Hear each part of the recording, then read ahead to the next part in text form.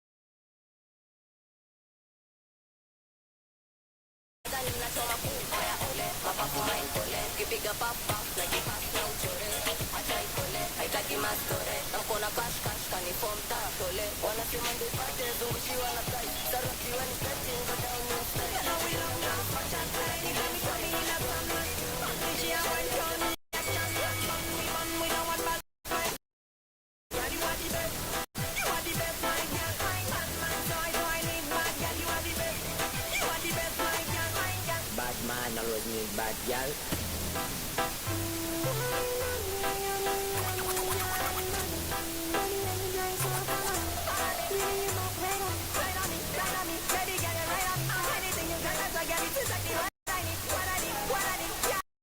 Ready for ball up warning, someone splinter. Big up bad gal. In a real life nothing. When the things hotter come like a sprinter. Hotter than lava anytime even in winter.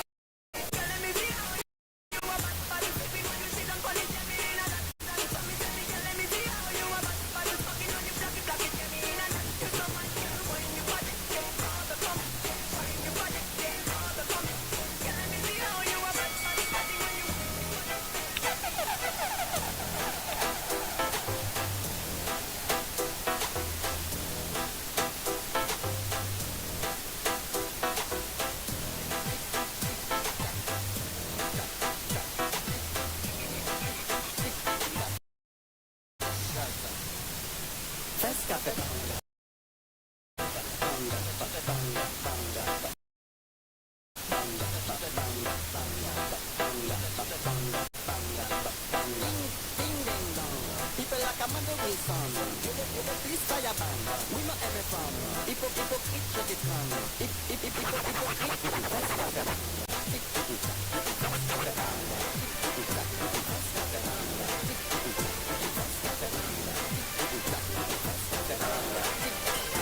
Black chocolate, mi fine melon.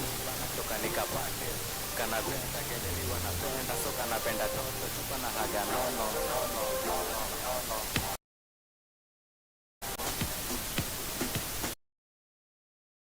So kutafagia kwako ni kunje ndogo jutakula kushoto usitake kuona na my daddy version nilijam nikasample mali yako manzi yako na mtoko wa kanda tunataka kio sana tunakusengenya niliza last guy manzi yako ashanipenda mtoto wa nyumbani mtoto la home napenda gani nita home party baby kotoko kwenye flow joka na perform toka napenda kutoka napenda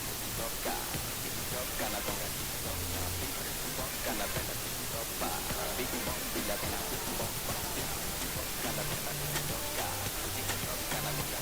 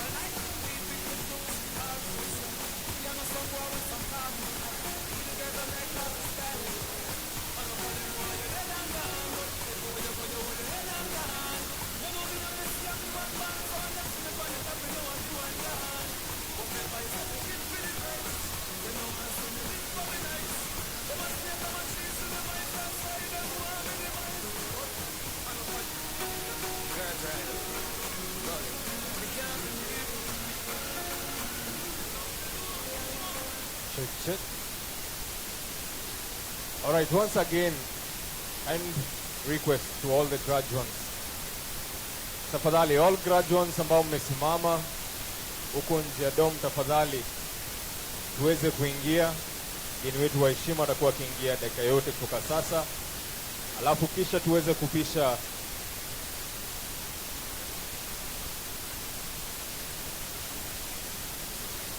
sawa. All graduates ambao tumesimama kule nje, tafadhali tuweze kusettle kwenye dom, na hafla hii itakapoanza, we are requesting that we have minimal movement, especially from the graduates.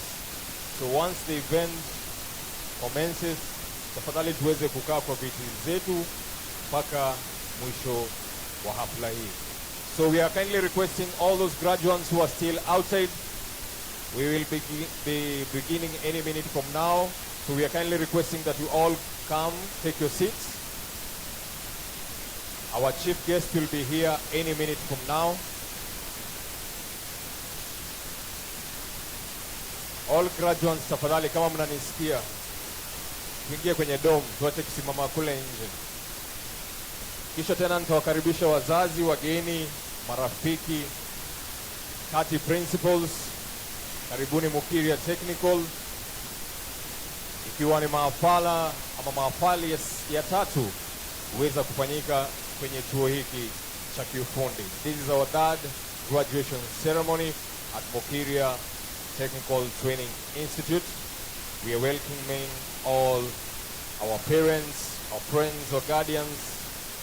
Tunasema karibuni sana na asanteni kwa kuja kuweza kusherehekea mahafali haya pamoja nasi. So kindly all graduates, tafadhali. Our chief guest will be arriving in a few minutes. Tafadhali tuweze kuingia na kuketi. We will begin our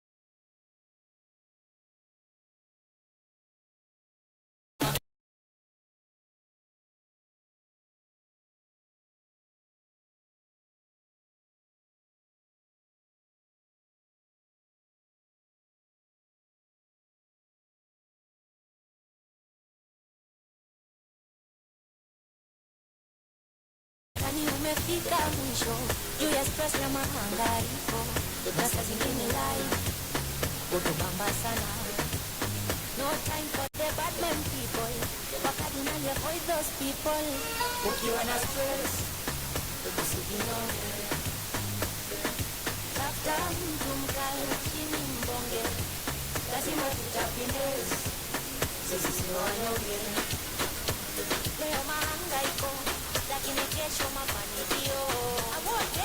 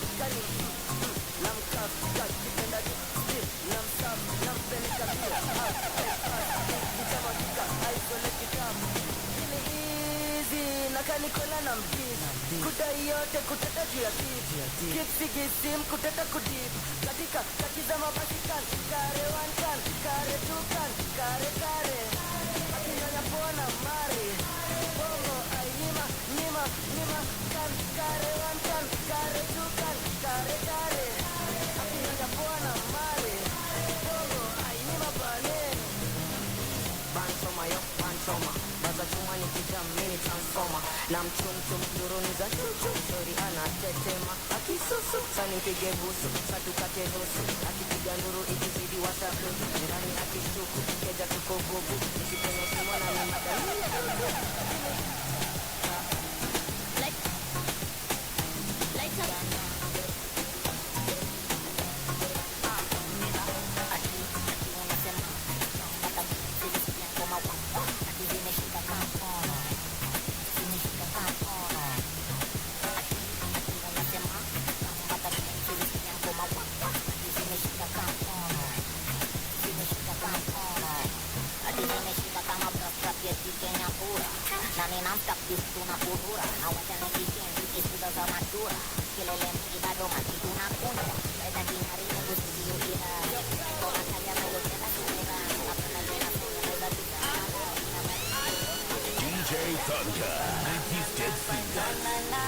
all of them done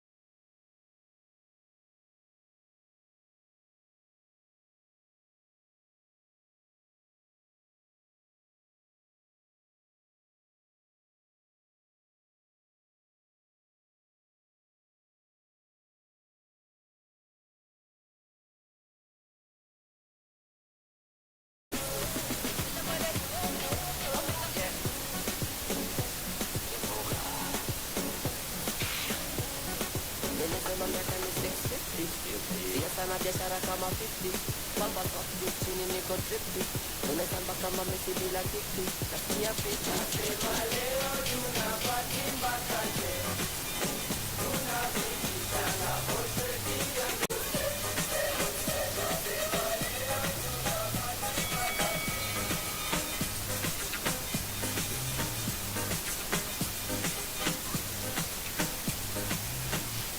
sema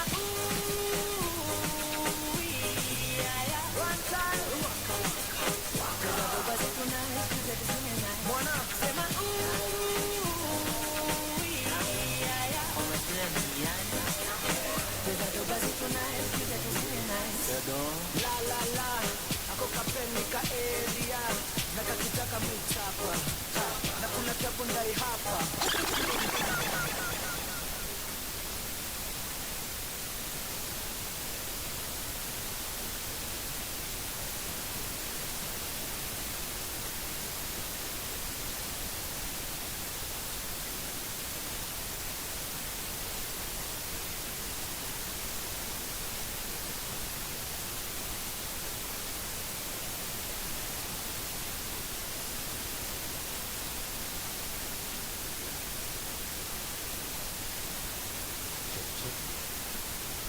Graduates, wale ambao wamesimama kwenye walkway, tafadhali.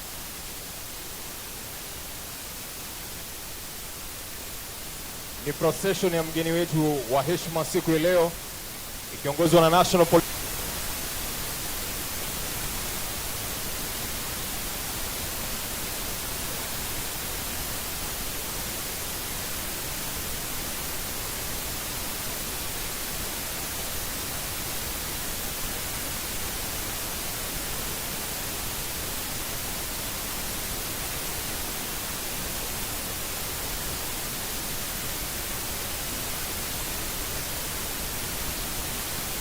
Na anapoingia mgeni wetu wa heshima, tuweze kusimama kuwakaribisha kwa heshima, kumkaribisha mgeni wetu.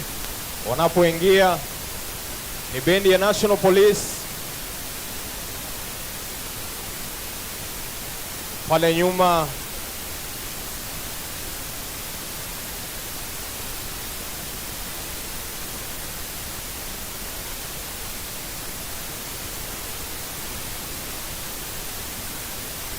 Nyuma ya bendi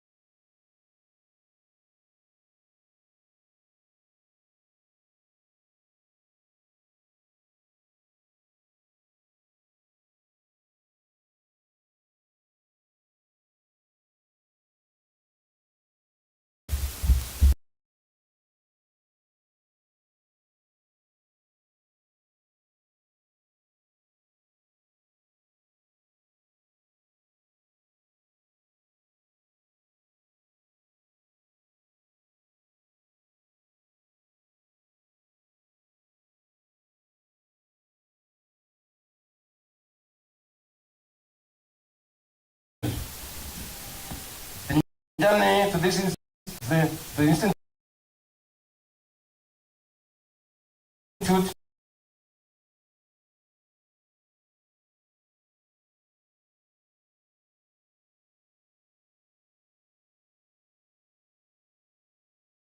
has been safe. Thank you for the care.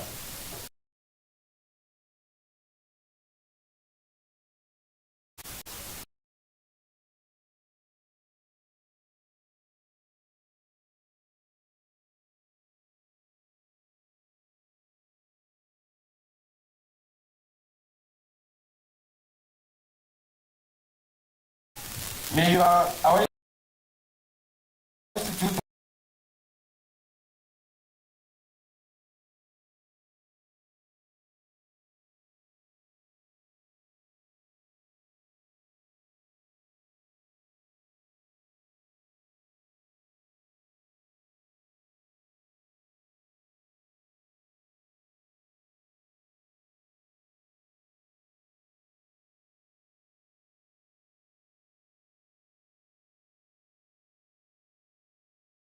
wakati huu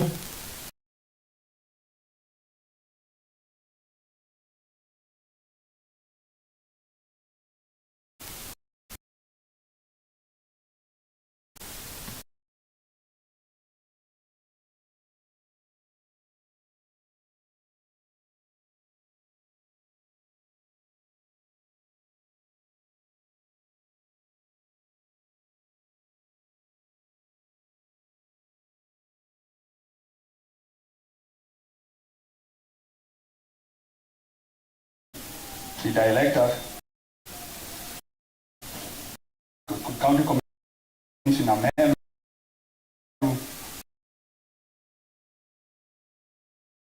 chairperson and member of the board, senior principal, county principals, elected leaders, parents, guardians, graduates, distinguished guests, ladies.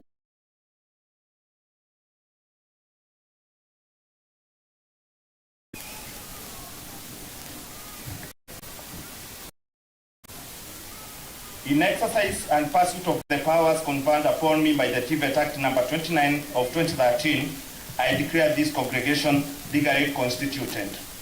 Wapi kelele! Wapi kelele! Asante sana. Kutoka hapo tunaelekea moja kwa moja kwenye entertainment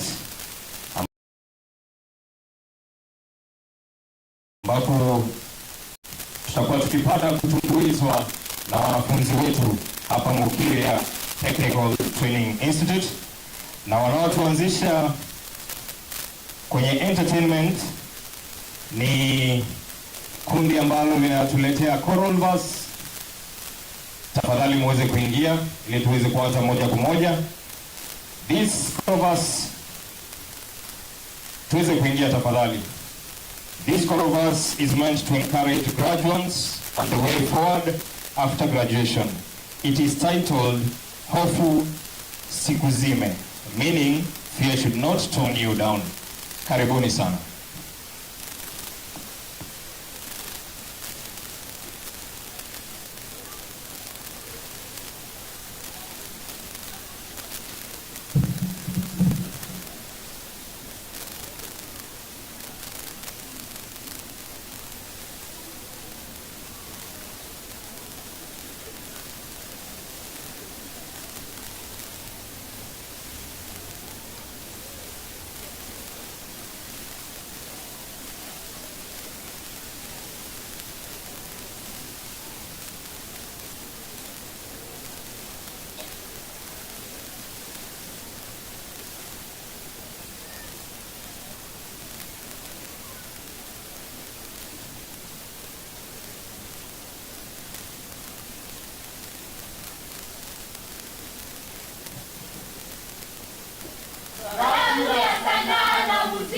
Mukiria yawasilisha tungo tamu lenye mada hofu sikuzime. Twende kazi. Leo nimehitimu toka chuo Mukiria. Nimejifunza kwa vitendo, si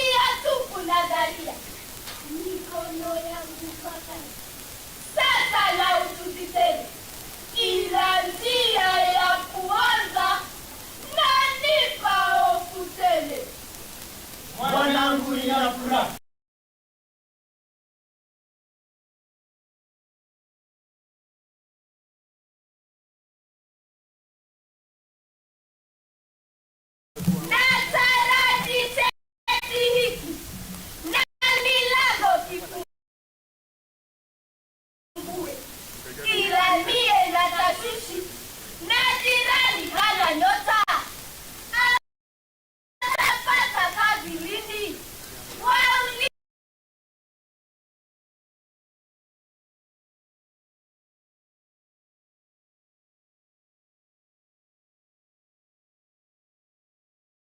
watu wote, ila njia ya kuanza na nipa hofu tele.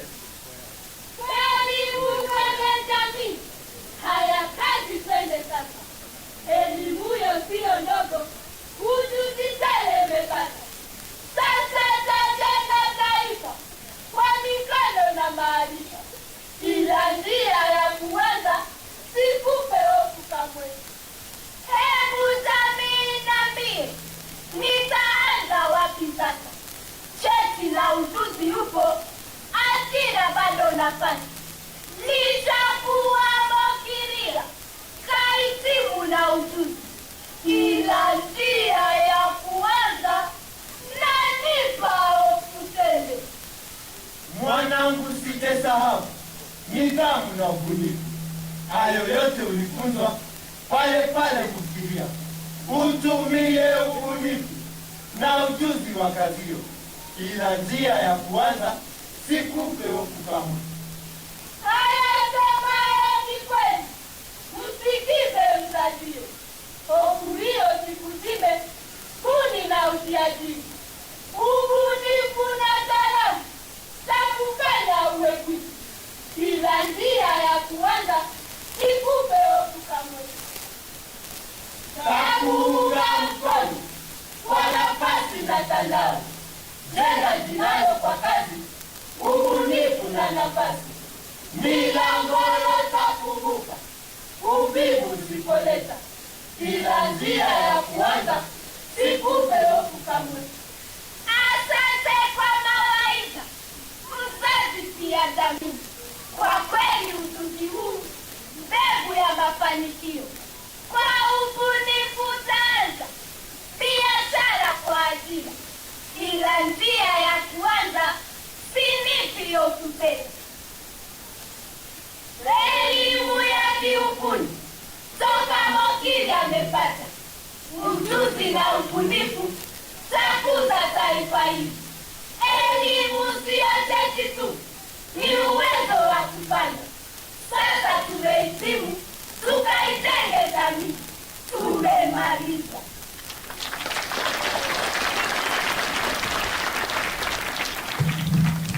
Asanteni sana wanamukiria wakituletea chorus ambayo inazungumzia our graduates today, and I hope you have received the message. Madam Chief Guest, will you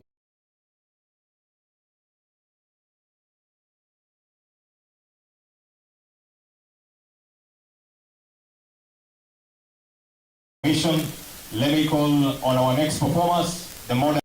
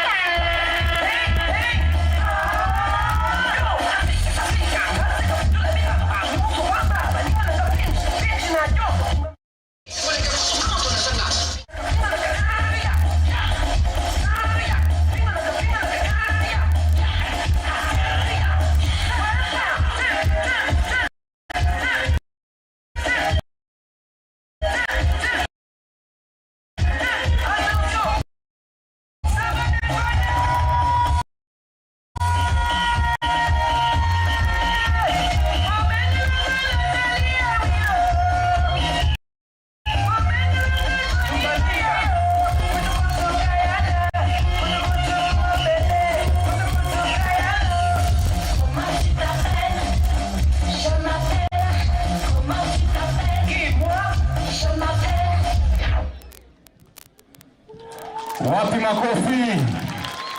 A very good performance, modern dance. Madam Chief Guest, with your permission, allow me to bring in our final entertainment piece. This is a Ma welcome dance from the Samburu, Masai and Rendile community. Welcome Ma dancers. Karibuni. Tuwapigie makofi wakiingia tafadhali.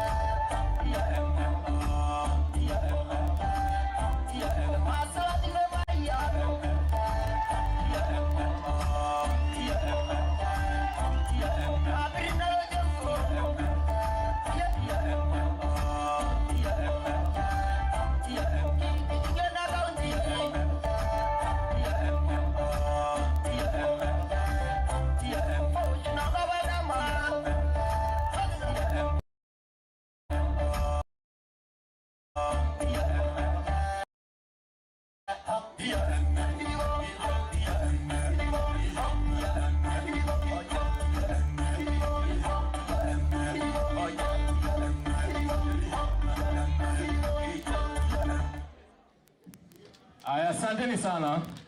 Wapi makofi ya Ma dancers?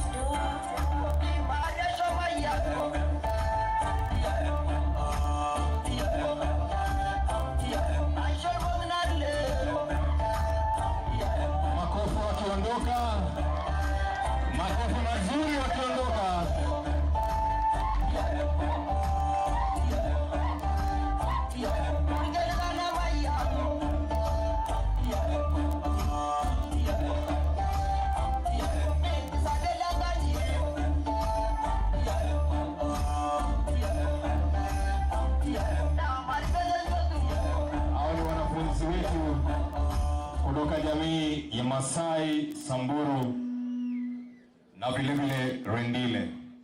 Na masomo kweli ni nzuri, kama unezenda wacha hata PS, wacha chief senior principal ama director wetu wa TVET, unaenda unamuinua county commissioner, unamfanya na dance, basi masomo ni nzuri, si ndio? Haya, asanteni sana. Kutoka hapo tunaingia kwenye hotuba ama kwenye speeches, na wa kwanza kutufungulia jamvi ni ni Muriithi Vincent Muriuki. Muriithi, tumkaribisha kwa makofi. Kisha Caron Tinyari ambaye ni alumni representative aweze kuwa akijitayarisha kuingia baadaye.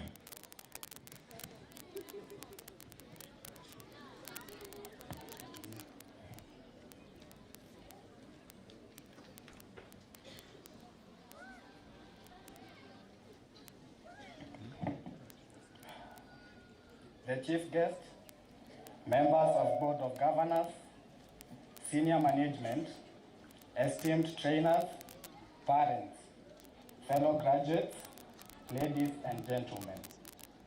It is with profound humility and gratitude that I stand before you today as the best overall graduate in the graduating class of 2026. This is no mean feat.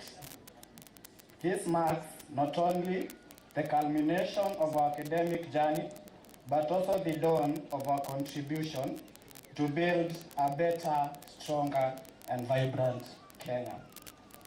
Allow me to extend my deepest appreciation to the senior principal, our dedicated trainers, and support staff who did not only guide us to turn theoretical knowledge into mastery, but also imparted in us practical life skills.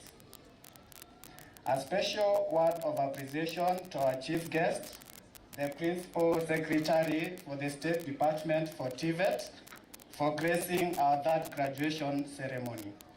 Your unmatched leadership in advancing the TVET agenda aligns perfectly with His Excellency the President's bottom-up economic transformation agenda, an idea that has been revolutionary since thousands of youth have been enrolled in TVET and transformed successfully to the job market.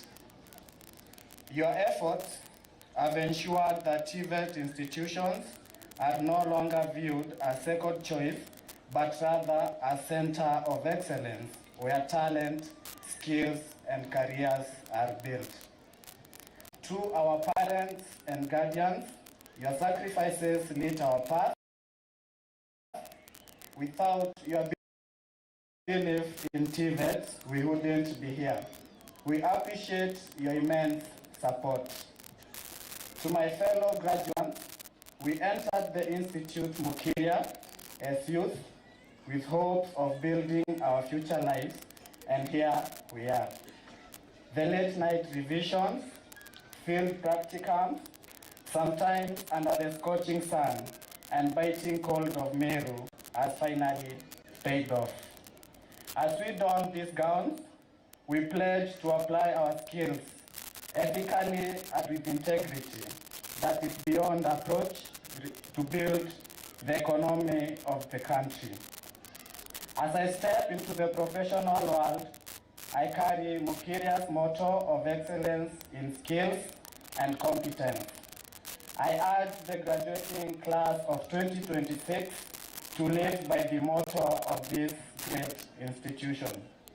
Thank you, and God bless Mukiria Technical Training Institute. God bless TVET, and God bless Kenya. Asante sana Muriithi Vincent Muriuki. Tunamkaribisha sasa Caron Tinyari ambaye ni alumni representative aweze kutupa hotuba yake.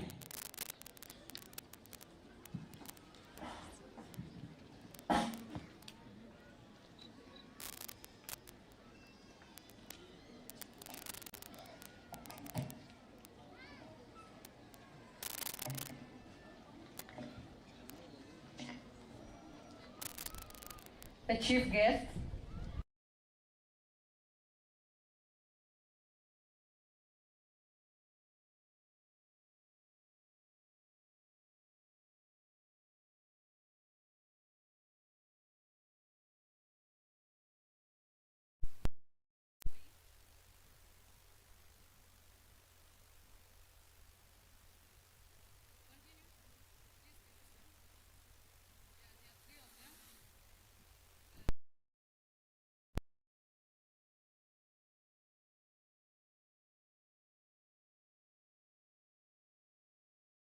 honor to stand before you today as an alumni of this institution.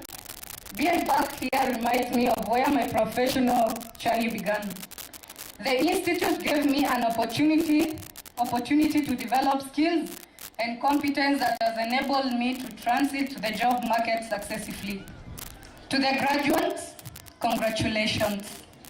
Today marks the reward for your handwork, perseverance, and commitment. The certificate you receive today is more than an academic document. It represents competence, resilience, and readiness to contribute meaningfully to society. This institution equips learners with practical, add-on skills that respond to real industry and community needs. As alumni, we are living proof that pivot training works. Many of us are in employment, entrepreneurship, and community development, applying the skills gained here to solve problems, create opportunities, and support economic growth. As alumni, our responsibility does not end with graduation.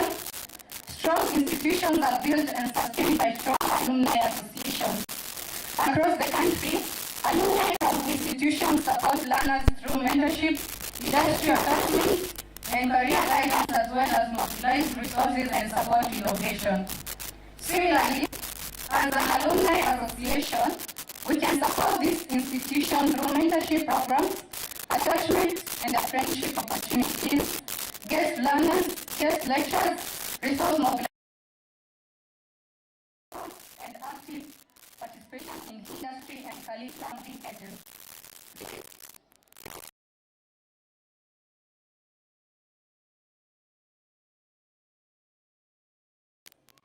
Today, you officially joined we encourage students to stay connected, participate actively, and support alumni activities as we grow.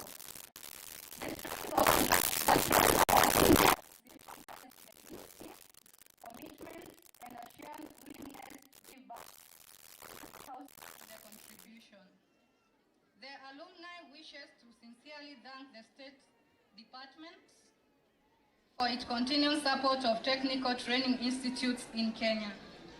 We are grateful for the funding support through HELP loans and TVET capitation, which has enabled most of us, regardless of our background, to access quality education and training. As beneficiaries of the funding, we humbly request the State Department to sustain and, where possible, enhance this funding to ensure more trainees complete their education without interruption.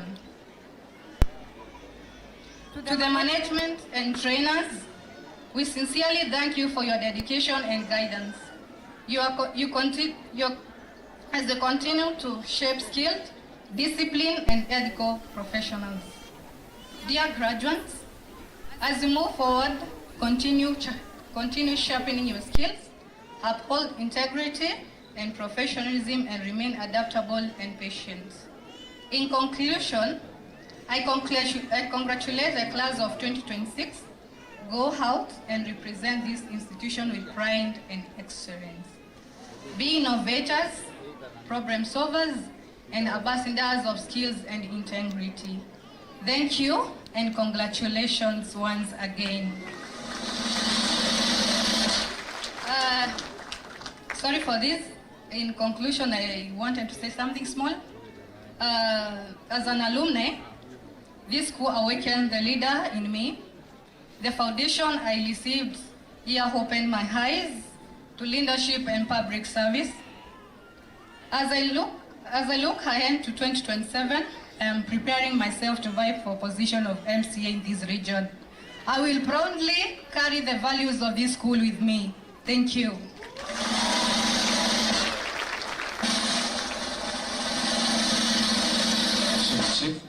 Asante sana Madam Caro Ntinyari ambaye ni alumni representative.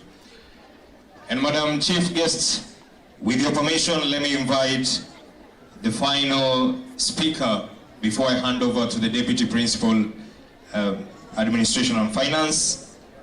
Let me call upon the Prime Minister of the Student Council, Felix Karani, to come and give his remarks. Karibu sana.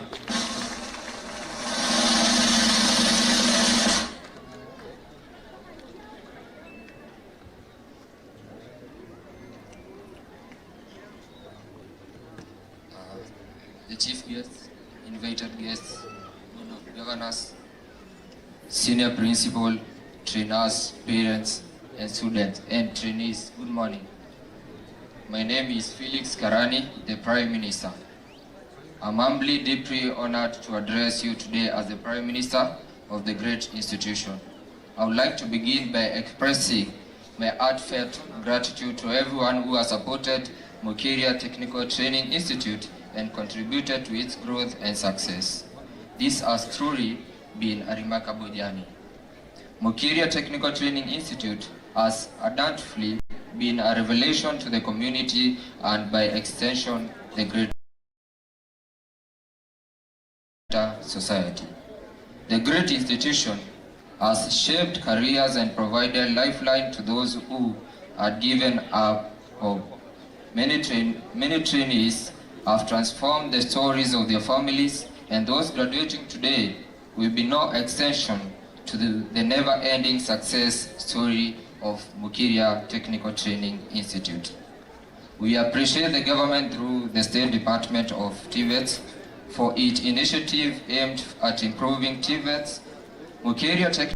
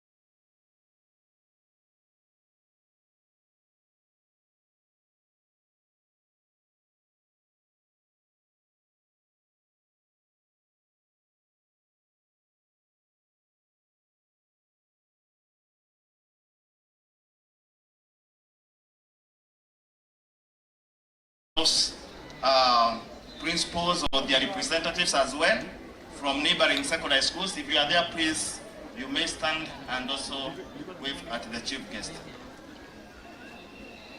We also have our industry partners and sponsors. Please stand up, wave at the chief guest. Our collaborators, industry partners, all those people. Thank you so much.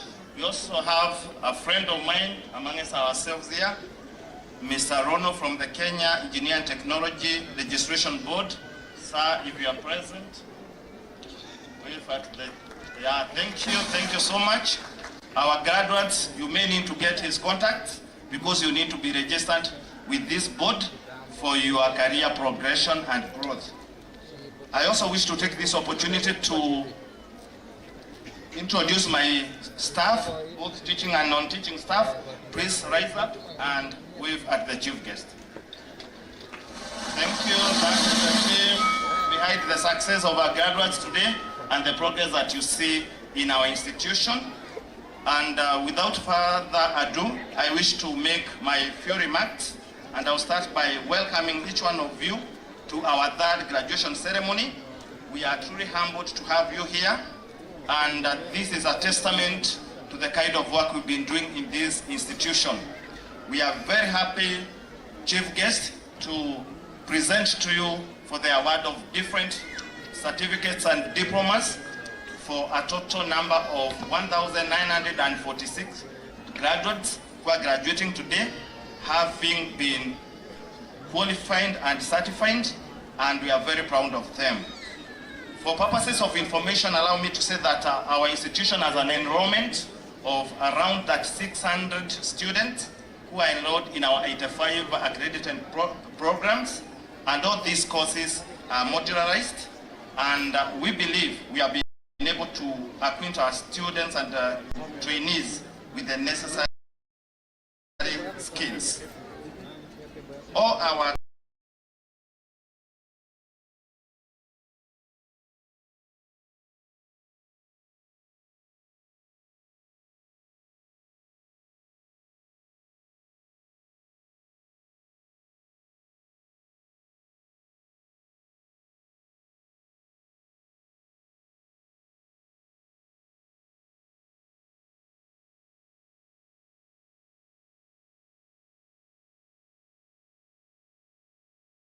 as well as mechanical and automotive engineering. Through collaboration with the CICAN, a Canadian agency, we have also established an applied research hub, and we have also been provided with equipment supporting the Department of Building and Civil Engineering, that is in plumbing, masonry, and carpentry. The Institute also hosted for a period of 3 weeks an expert from Germany in the automotive engineering, and he flew back to his country yesterday, having assisted our department in automotive engineering in understanding what real industry is as far as automotive engineering is concerned. Chief guest, we are proud of our government. Our institution has been awarded a 360 capacity bed capacity through the bottom-up economic transformation and the affordable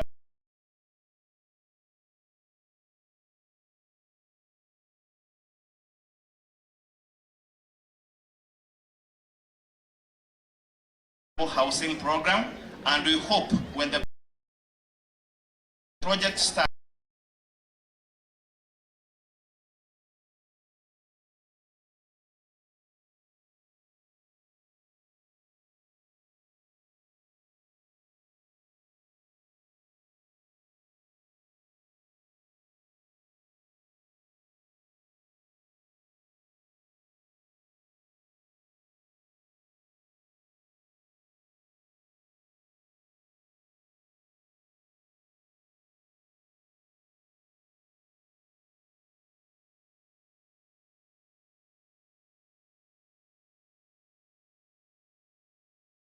graduates, this institute can provide.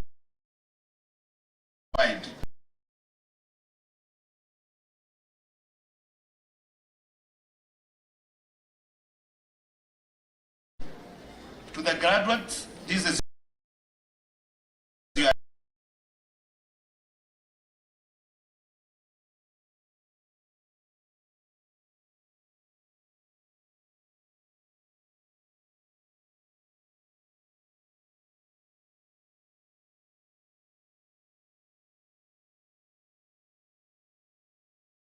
and most importantly, discipline.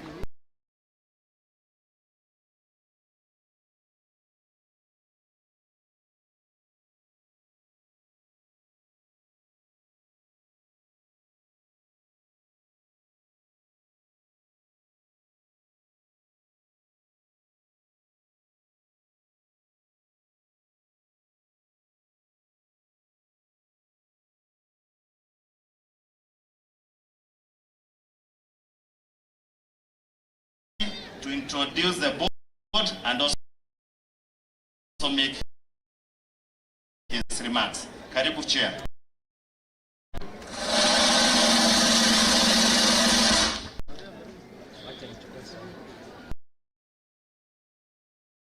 Good afternoon. Good morning. Sorry.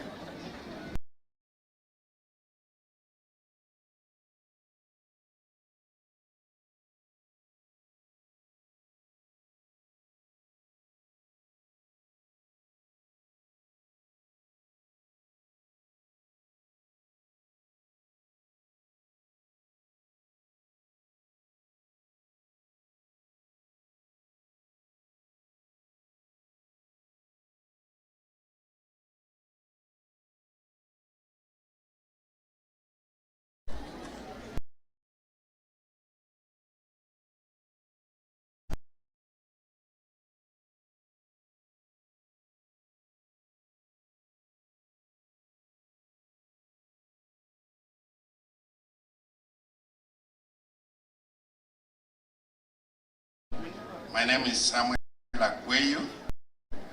I'm a board member.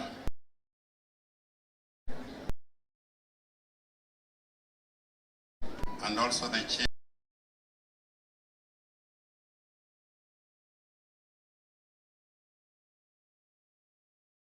of the audit committee. Thank you.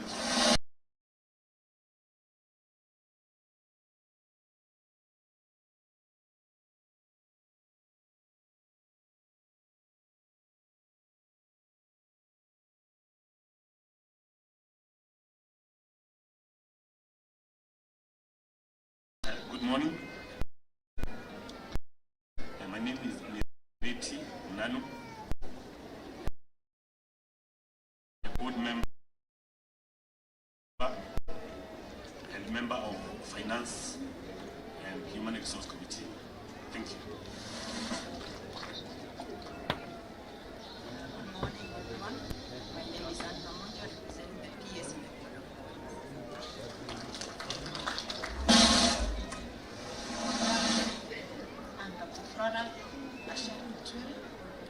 a board member, chairperson, research. My name is Michael Maina, the Secretary of the Board of Governance. Thank you. Yes. And I'm Babu Twinoti, the board chair.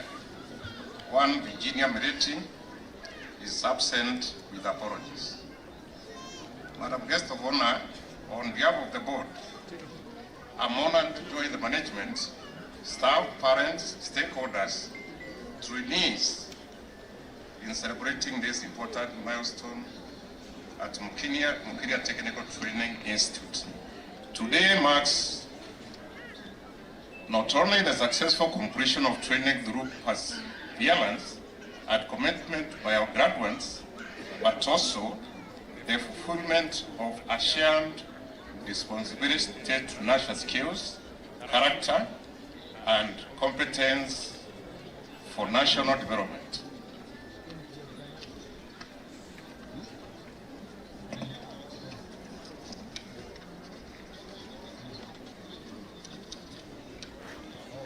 Strategic direction. The board remains committed to strategic oversight, institutional growth, value-driven training, contribution to Kenya's socio-economic development as we uphold sound governance and provide policy direction in line with the Institute core mandate. Guided by the strategic plan 2024-2028, the board has prioritized access, inclusivity, quality and relevance training, accountability and prudent use of public resources, and emphasis on market-driven and industry-responsive TVET training. In addition to that, the board has prioritized greening of TVET as a strategic institutional pillar through ongoing planned initiatives such as solarization of entire institute to reduce energy costs and reliance on conventional power and environmentally responsive infrastructural development. Through disciplined financial management and institutional savings, the Institute has implemented major infrastructure projects, including construction of the main gate, capital paving across the campus, development of tuition housing workshops, classroom and offices. However, the key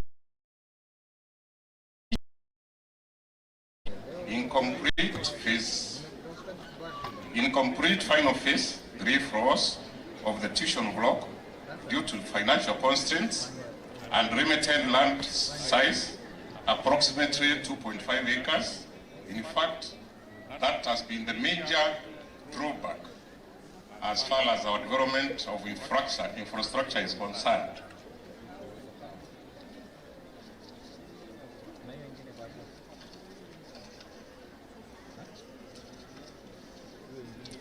We recognize the ministry's role in TVET reforms, trainer capacity enhancement and quality assurance across the sector. We also extend our gratitude to the national government for continued support, development and industry partners, parents and guardians, trainees and the entire Mukiria fraternity.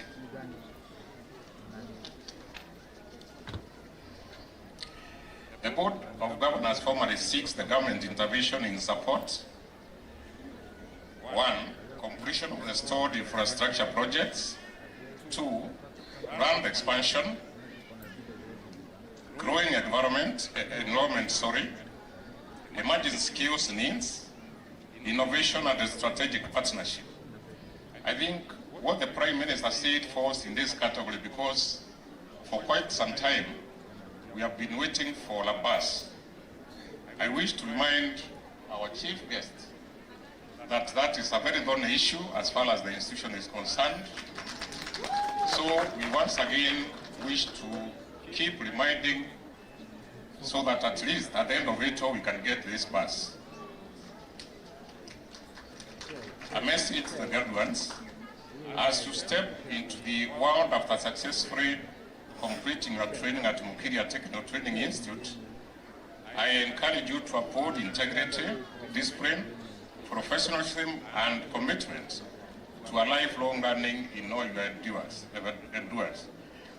As you are called upon to uphold to be proud ambassadors of this institution, Mukiria Technical Institute, and the TVET sector, carry our values forward and make a lasting impact on our nation and beyond. Congratulations. May your skills open doors, your character earn trust, and your determination lead you to success. Asanteni sana.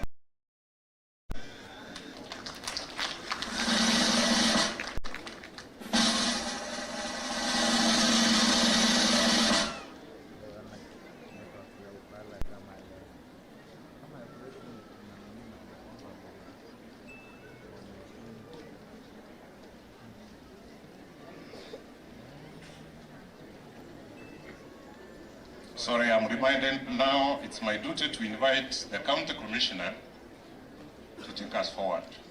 County Commissioner, karibu.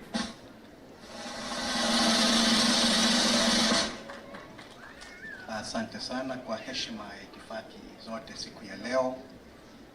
Katibu wa kudumu anayehusika na mafunzo ya kiteknolojia na hali kadhalika vyuo vya mafunzo anuwai, Daktari Moria, halmashauri simamizi ya chuo cha mafunzo anuwai hapa Mukiria, wakuu wa vyuo mbalimbali ambao wamesafiri kuja kujumuika nasi hapa siku ya leo, wakufunzi wa chuo hiki chetu ambao naona wanametameta metumetu ndani ya magwanda mazuri yenye rangi rangile,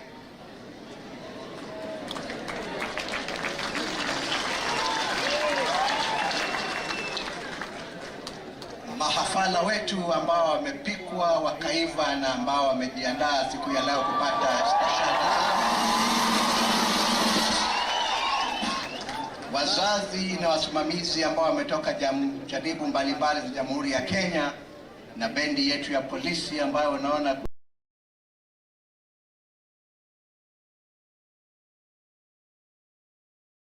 kweli wameng'aa kweli kweli. Mgeni wa soba boge anuwaitu muyaseo inge wearo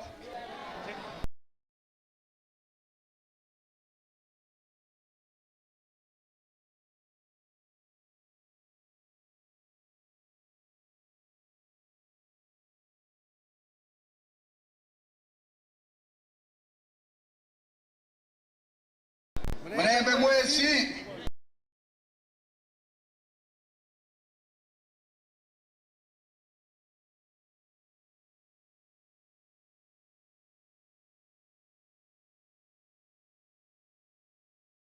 sisi si watu wa vizungu mingi, sisi ni watu wa amka twende.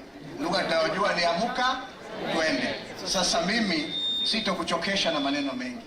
Kwanza kabisa niruhusu nikukaribishe kwa niaba yangu binafsi na niaba ya gavana wa jimbo letu ambaye ako nje rasmi kwa sababu ya shughuli za kikazi, nikukaribishe katika jimbo hili ama gatuzi hili nambari 012 la Meru. Nikwambie hapa ni nyumbani na nikushukuru sana.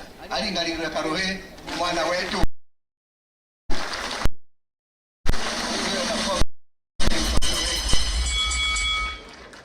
Pili, wajua chanda chema siku zote huvikwa pete, na kilao nikirija kwa kimutwe. Mimi naomba nikushukuru kwa sababu ya juhudi zako kuliongoza jahazi hili na kubadilisha sura ya vyuo na mafunzo anuwai katika Jamhuri ya Kenya. Mahafala kama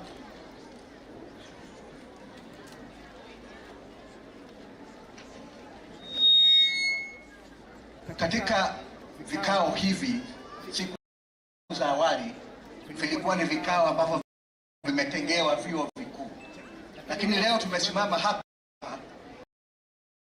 nashuhudia mbwaka choka la ndovu kumla mwanae.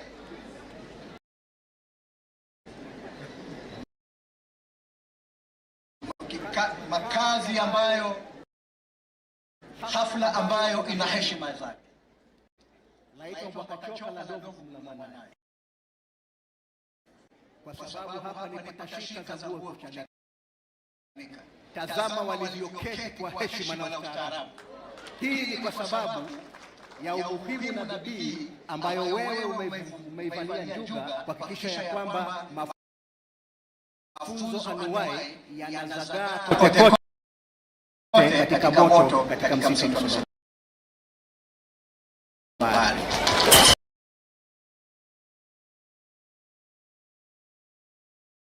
Apigiwe makofi. 2 National Polytechnics in Meru County.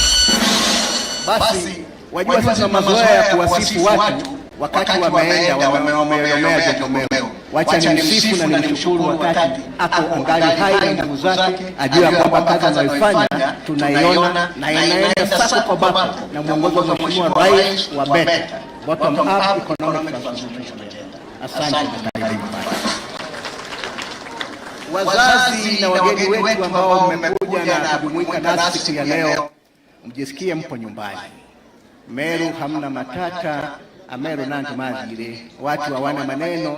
Baada ya kumaliza hafla hii, tembea angalau ujue, ufurahie vinono vya mji mkuu wetu hapa ambao unatarajiwa kuwa mji mkuu mwingine katika jamhuri siku za usoni.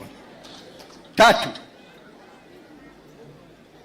hongereni sana walimu, wakufunzi, kwa sababu kama si juhudi zenu basi leo hatungekuwa na hafla hii. Tungekuja kufanya nini?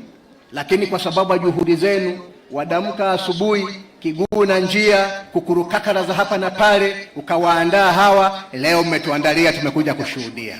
Hongereni sana. Mahafala, ninyi sasa ndio wageni ambao mmetufanya tuje hapa kushuhudia.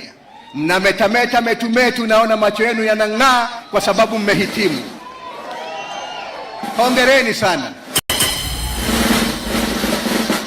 Lau mnapopata stashahada zenu na vyeti vinginevyo, jamani, mjua kwamba taifa hili ni lenu, linawategemea.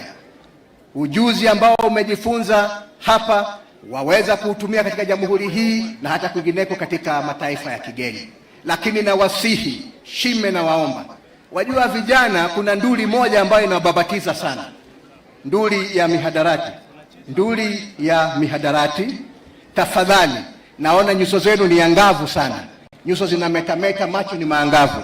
Isije ikawa baada ya miezi kadhaa nimekutana na wewe umefuzu ukiwa unatembea umesimama wima, kisha nikutane na wewe unakaa hoi lukumba, mwendo ni wangamia, macho yamekujaa pima, umeshiriki vitu vya kukuharibu, vimekusisimua, vimekuharibu, vimekuchanganya. Tuko na matumaini ya kwamba kupitia kwenu tutaona mambo mazuri sana. Mgeni mheshimiwa, mimi nilipokuwa nikikufuata nyuma katika zamu, nimeona mashine moja nzuri sana, ile ya kusiakako unga kitoko, ya kupikako kaukari, na hiyo mashine imenifurahisha sana.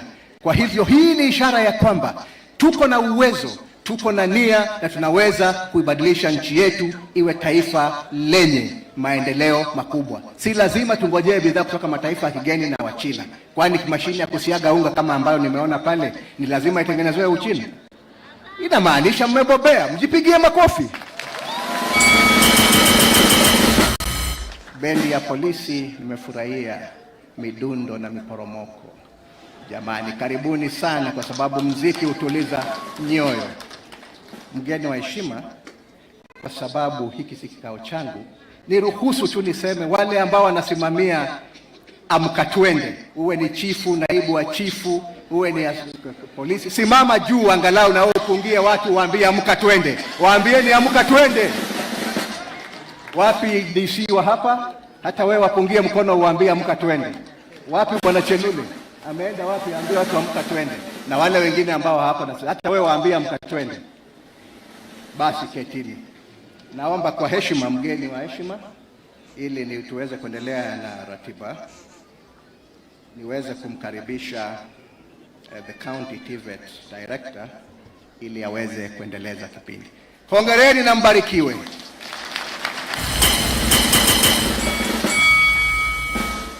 Asante sana bwana county director.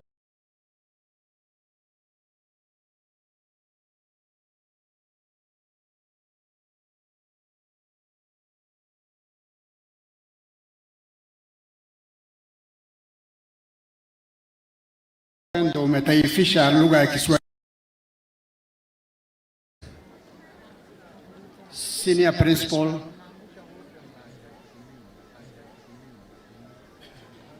trainers, principals, the graduates, Mukiria Technical Training Institute fraternity members, the police band, invited guests, good morning. I would like to take this opportunity. First of all, you know, when your boss is there, if you talk a lot, you may end up not talking anymore. Therefore, you may not be given an opportunity to talk anymore. Therefore, I have to be very brief. One, I would like to thank the parents of this institution who have entrusted these graduates who have gone successfully through our training program. And thank you also for having given us more trainees who are now in the institution. You own this institution, therefore hold it as high as you have done and even improve on that. Then the other message I have for the parents, apart from training trainees, this institution and many other institutions in this country are offering something called recognition of prior learning, a certificate that is awarded to those who have competencies but don't have certificate. Therefore, before you leave here, if you know or if you have a skill and you don't have certificate, if you have a friend, a neighbor, a relative who is having a skill and not certificate, you can liaise with the institution so that you can benefit from that. The BOG, led by the chairman, Mr. Inoti, Wakili Inoti, I would like to thank you. You know, leadership is everything, and your leadership speaks for itself. Bwana Principal, the founder of Starehe Boys Center, the late Godfrey Griffin, said an institution either stands on its head or falls on its head. Therefore, this institution is firmly standing on you, and you are holding the family. We would like to appreciate you and ask you also to continue with the same spirit. For the students who are listening to me, I would like to say you have made the right choice to be here. Love the institution, love your trainers, love your skill, and make sure you live here when you have your head high, the way our graduates are doing today. To the County Commissioner, I will say thank you for having made sure that we have the peace and stability that you are having around, and all the other things that your people are doing. But we need concerted effort to do a number of things together. For example, the issue of land. You are in charge of the whole county, including those who are dealing with the lands board and all this. I am sure if we survey very closely, we won't miss a small piece of land that will keep this institution better. As I was sitting there, I was wondering, where do these students develop their athletic skills or, soccer skills, because the field is not there? Or it is here? Oh, so I think it is very important for those who are doing agriculture, for those who love sports, to have more space is very important. Therefore, representative of Mheshimiwa, watu hawaja kutambua, sema ujambo, unajua. Just come say.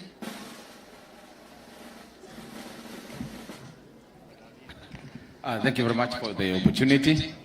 Our chief guest today, Madam PS, allow me right on the protocol which have already been established, and by saying all protocols are there. Stephen Mongera, representative for the area MP, Honorable Moses Kirima. First and foremost, I want to welcome you here in sentiment on behalf of the area MP, Mheshimiwa Kirima, who is not allowed. He has been away for the official duty. Feel welcome, madam. Secondly, because I'm sharing your airtime, I would like to congratulate the graduates of the day and tell you all the best. Congratulations. May the world open for you. May you find favor in God's eyes and human beings. Thirdly, I want to congratulate our principal here and the board chair and the entire board for the good and transformative things they have done to this institution. I don't want to speak much, Bwana Commissioner. You know, you already set the standards of the Kiswahili. I cannot speak any word of Kiswahili because I will mess up. Thank you very much, and may God bless you. Thank you. That chance was not free. I want you to, liaise with the CC so that at least you make sure that Mr. Maina has got at least can afford, to give these trainees adequate space. I think there's some piece of land that was identified somewhere. The earlier we work on that, the better. Then to the graduates, the fact that you have come this far, it shows your brilliance, resilience, commitment, and duty consciousness. You do not waste the funds you are given by the parents. You do not waste the teachers, the trainers' time. You made, Mukiria proud, and even your parents proud. For that, I'll say congratulations. God bless you. Secondly, I want to tell you this. For every skill that whoever got, I'm sure many of you, all of you are having certain skill. Can you refine that skill so that you are ahead of the pack in performance of that skill, and you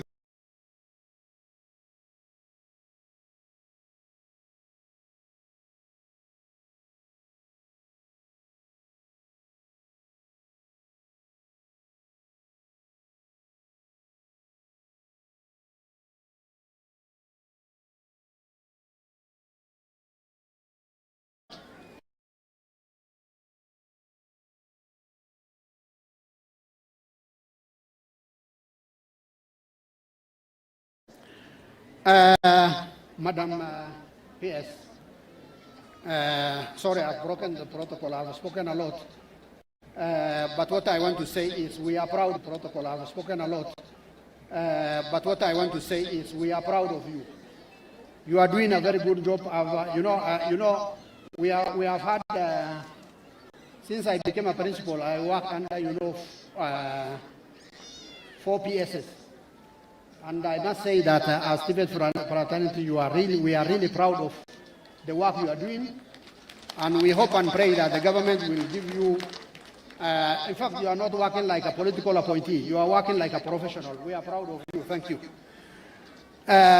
Finally, before I invite you, I want to say this. We have introduced the modularized program, and always it is good to evaluate, the success and challenges of our system.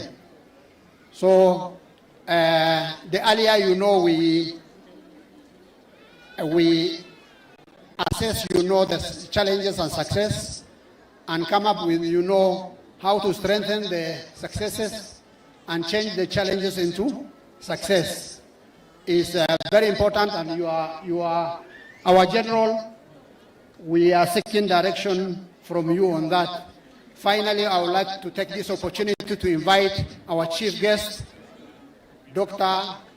Esther Para Moria, to come and grace this occasion.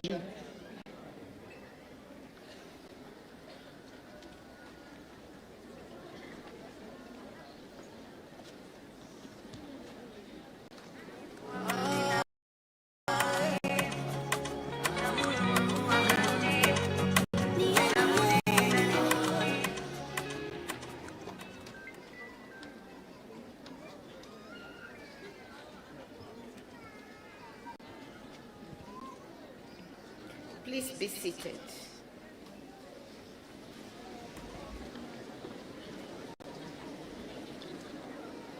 The board chair and members of the board of this institution, the county commissioner, my friend Jacob Ouma, And he is my friend. That is not just for talk. He is my friend. This guy is my friend.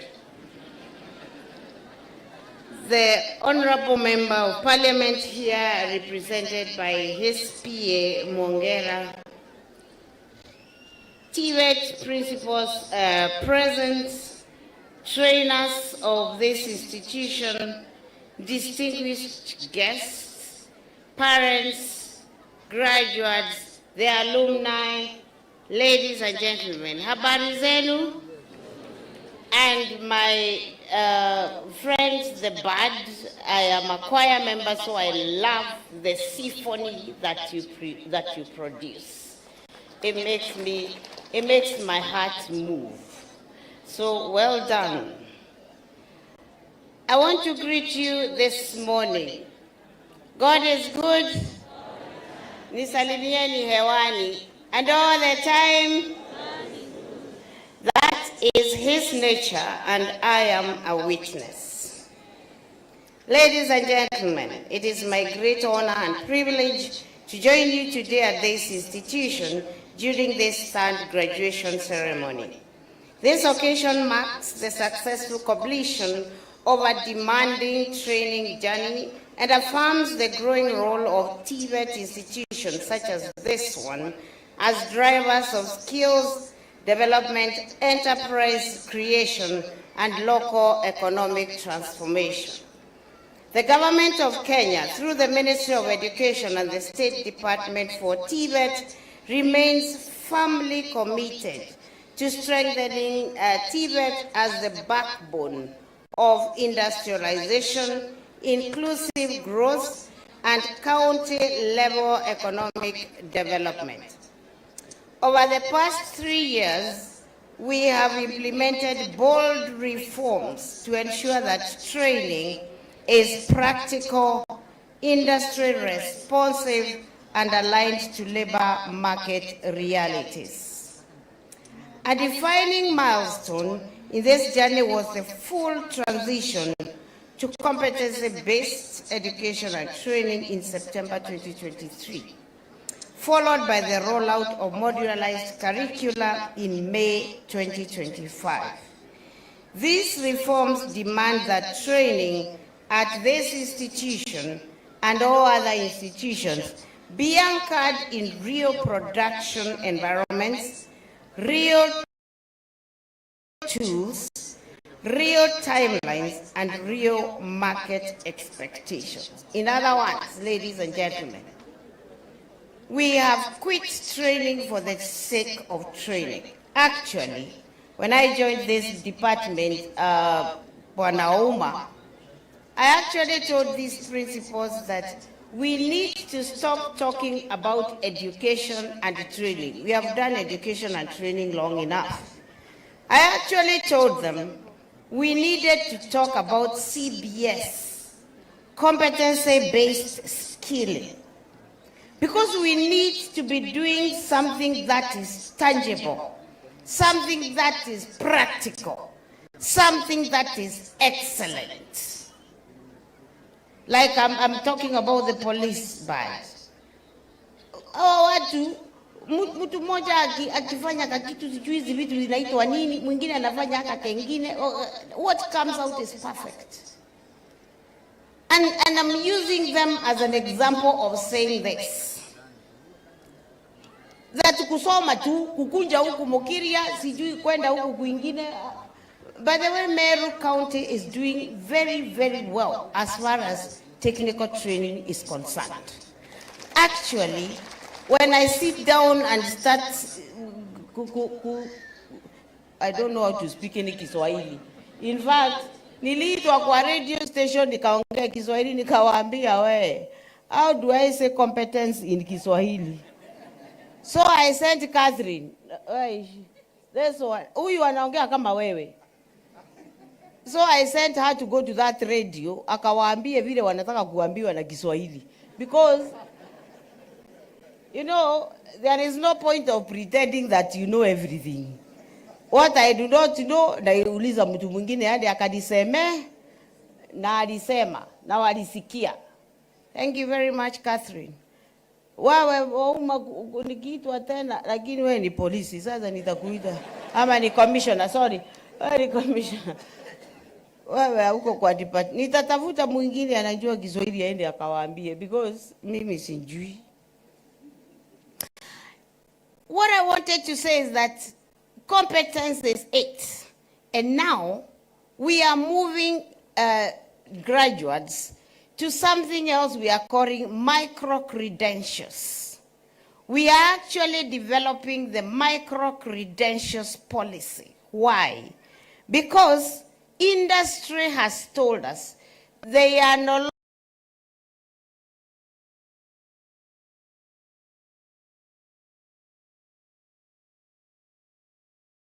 longer bothered about you graduating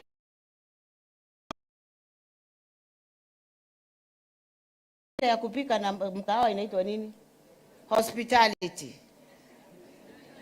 Hata hiyo nibu anasahau. You with a certificate in front office management, a certificate as a barrister, a certificate as a ile ingine kanyi inaitwa nini? Mixologist. Where are the graduates of hospitality? Where are you? Oh. Is any of you competent in as a barrister? Ate? Nyinyi. And this, my friends, we are being actively informed by industry. It is them who are telling us, and you can ask my staff here, exactly what they want.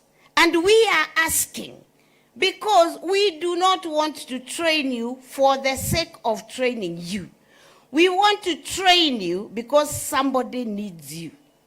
So we have had an MOU with an organization called Bespoke. And Bespoke consists of all the top managers of top hotels in Kenya, US, UK, and South Africa. That is Bespoke. And when we sit down with Bespoke, the manager of the one of them here in Kenya is in James Suits Hotels. And he is the one who has been telling us, no.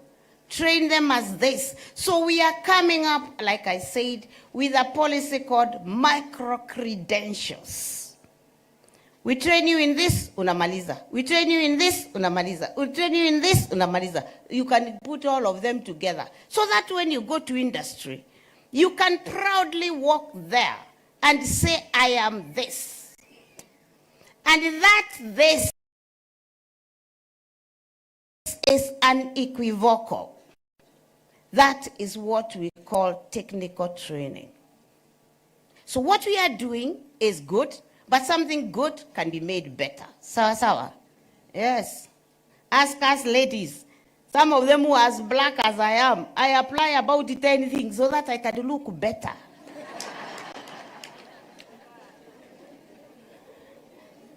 And when I stand here, people like Ouma start thinking I'm very beautiful. Sio kukaa hivyo kienyeji tu, si ndio? Yes. Sasa nimeongea na Uma kwa sababu it might be my age, but I don't know. As we enter 2026, the State Department for TVET is sharpening focus on priority areas that must translate directly into institution-specific action. Allow me to contextualize these priorities at Mukiria and the Meru local economy. First, we are entrenching an industrial mindset in training delivery. Mukiria TTI must deliberately, Chairman, align its training to dominant economic activities within this county, including agro-processing, horticulture and value addition, construction, motor vehicle repair and maintenance, electrical and solar installation, fabrication, and ICT-enabled services. Training must simulate real production conditions, quality standards, and customer expectations drawn from the local regional market. In other words, I am saying, what you principals are training, you must think what it is. At Meru National Polytechnic, is the principal here? Yes, this guy. He has a state-of-the-art automobile garage. And this guy, ukienda huko Meru, unakuta gari zimewekwa juu hivi because akona zile mashini za kuweka gari juu hivi. Na akona na ile rooms, inaitwa nini ile ya kudry gari after you paint? Painting booths. Yes. So there is no reason why vehicles from the county commissioner's office should be being taken to another garage there, uko sijui wapi. Take them to Meru National Polytechnic. They will come out shining. Are we together? Check what is in Mukiria here. Wako na kisiagi ya imeproduce. Wewe unga ile unataka ya kukula kaugari. We are making machines here which can produce that. In other words, we are saying training must be as practical oriented and result oriented as much as possible. We are entrenching an industrial mindset in training delivery. Mokiria, no, I've already said that. Second, we are advancing the establishment of industries within Tibet.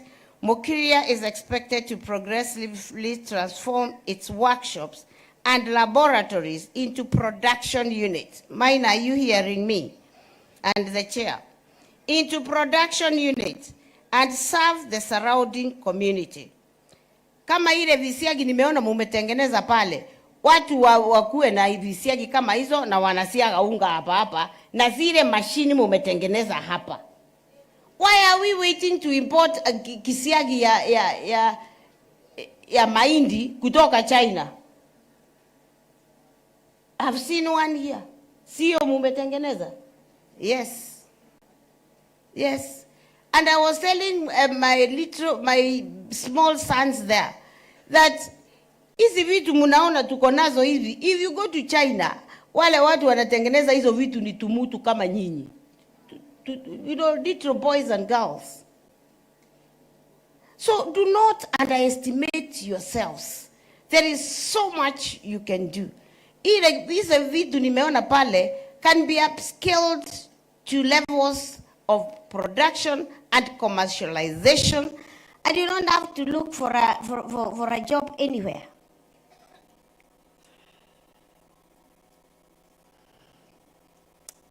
Third, we are placing strong emphasis on real products during training, and that's what I'm saying. Trainees in this institution must graduate having participated in tangible market-oriented machinery repair, agro-processing, and that is what I have said. Fourth, industry must be institutionalized as a core trainer.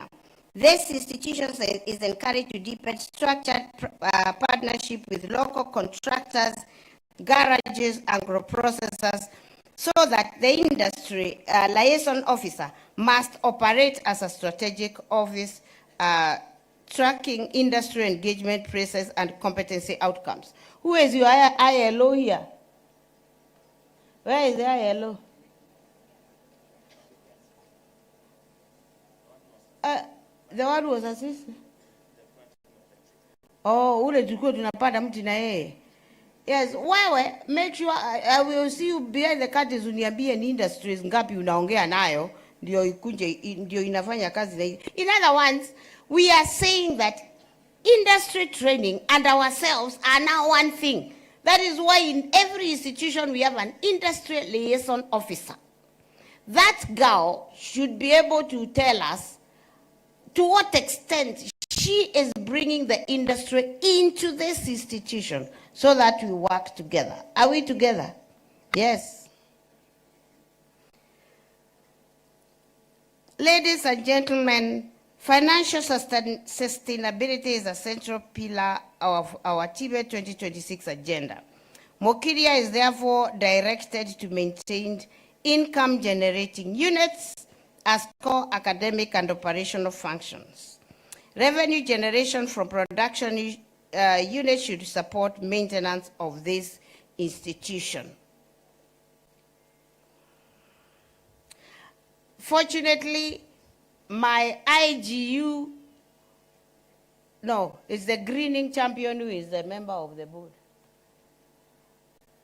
Anne is a member of the board here and my director at the headquarters, but very good also at coming up with ideas of how we are going to be productive. So, Anne, I challenge you to ensure as much as possible we have income generating units here. We are also encouraging TBET institutions to actively attract private sector investments and development partners. By the way, as I speak, I want to commend Chuka. Oh, is Chuka here? Oh, hata uko hapa mbele tu. This guy,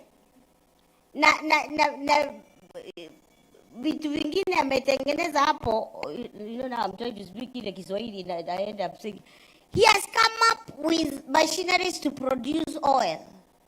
Now ametengeneza hapo tu. He is producing sunflower oil, canola oil. What does he want to produce? He also wants to produce avocado oil. Okay? Na hiyo mafuta ana produce na anauza in big quantities. Na hiyo pesa anaweka hapo kwake, sijamuuliza anapeleka wapi, because it is his money together with the institution. Unasikia chair? Wewe na Maina muna pesa hapa kwa sababu amtengenezi. This guy has money. Si mnamwangalia anakaa kama pesa. Now, and more excitedly, he is working with this Anne here, who is my greening champion, because the motto in the oil industries, our watu wanatuuzia petroli, have been told that they must include 5% of biodiesel na kwa hii mafuta ya gari wanatuuzia. Now this guy wants to move to the production of biodiesel using the waste of all those canola, sunflower, avocado, anataka kuanza kuproduce biodiesel. If he succeeds in producing biodiesel, which the petrol stations are waiting for, sasa huyu atakuwa na pesa ngapi? Nitakuleta headquarter ndio ukuje na hiyo pesa huko. I'm just using him to say that yes, financial sustainability in our institution can be a reality. I didn't tell him to start doing any of those oils. I didn't. In fact, he invited me to go and see what he is doing. He is the one who is now inviting me to listen to the people he is partnering with to be the consumers of his oils, and where they have been with Anne, who is green, to look for those petrol merchants to buy his biodiesel. I'm not telling him what to do. He is coming to inform me what he is doing. All he needs is policy support. Are we together? In other words, it can be done. We only need to think without the box. And you young people, as you graduate, think without the box. Challenge yourself beyond limits. One of the skits that was being done here, tule tutoto hapo katikati tulikuwa tunauliza ati wako na cheti wataanza wapi? Start with yourself. Start with yourself. Decide in your head. I have been taking these principles through training of mind transformation by some Koreans. Because all the limitations are in our heads. It's not about our environment. It's not about bad governance. It's not about, what else do we blame? It's not about lack of resources. It's about our heads. The president, was it a president or a prime minister? Who was here? Why? Na huyu chairman. Hiyo basi ni nyinyi mutanunua. Because, number one, I don't have the money to give you to buy a bus at the headquarters. And my directors are here. Number two, that bus was promised by His Excellency the President. So as much as I am telling the commissioner, now you wafuate na MP, I don't know how many presidential directives I have on my desk. And I don't know when I'll finish implementing them. The president is a nice person. He wants to give you a bus. But my friend, how many children does he have in this country? So, kumsaidia, chairman, mujue vile mtatafuta pesa, mununue yoga. That bus is only worth 80 million. Isn't it? 8 million only. Only. Yeah. Nyinyi mnaweza sikia 8 million ni pesa mingi kwa sababu you are children.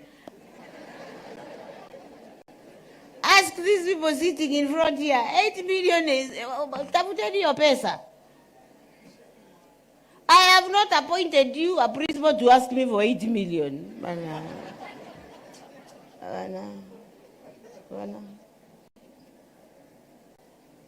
You and the chair, and you have a very strong board here. See, they will introduce themselves. If you make use of these brains, can you see all these people sitting there? Maina, awa. Mutatengeneza pesa ya kununua hiyo bus. Because I tell these people at the headquarters and these principals I talk to, you young people, listen. When I was young, my father was bringing up 14 children. So, umesema nini? 14 children. So, that is me, my cousins, you know, I don't know, we were to go up or what. And so, at the beginning of the term, how is my father supposed to give all of us pocket money? I realized it is not possible. So, we used to finish working on my father's farm. Tunalimia kahawa, kwetu ni hapa tu, just across Sochi River. Tunalimia kahawa, tunalima huko, tunamaliza kulima kwetu. And I would harass my siblings, tumaliza kulima kwetu haraka. So that I go and look for places where other people wajamaliza kulima. Mimi na walimia, napata pesa, kwetu tunaita kuremia. Sawa? Napata pesa. By the time we are going back to school, me I have bought my handkerchiefs. You know, tuvitu tote to wasichana. Hata tumafuta. And I am not lining up to ask for money from my father.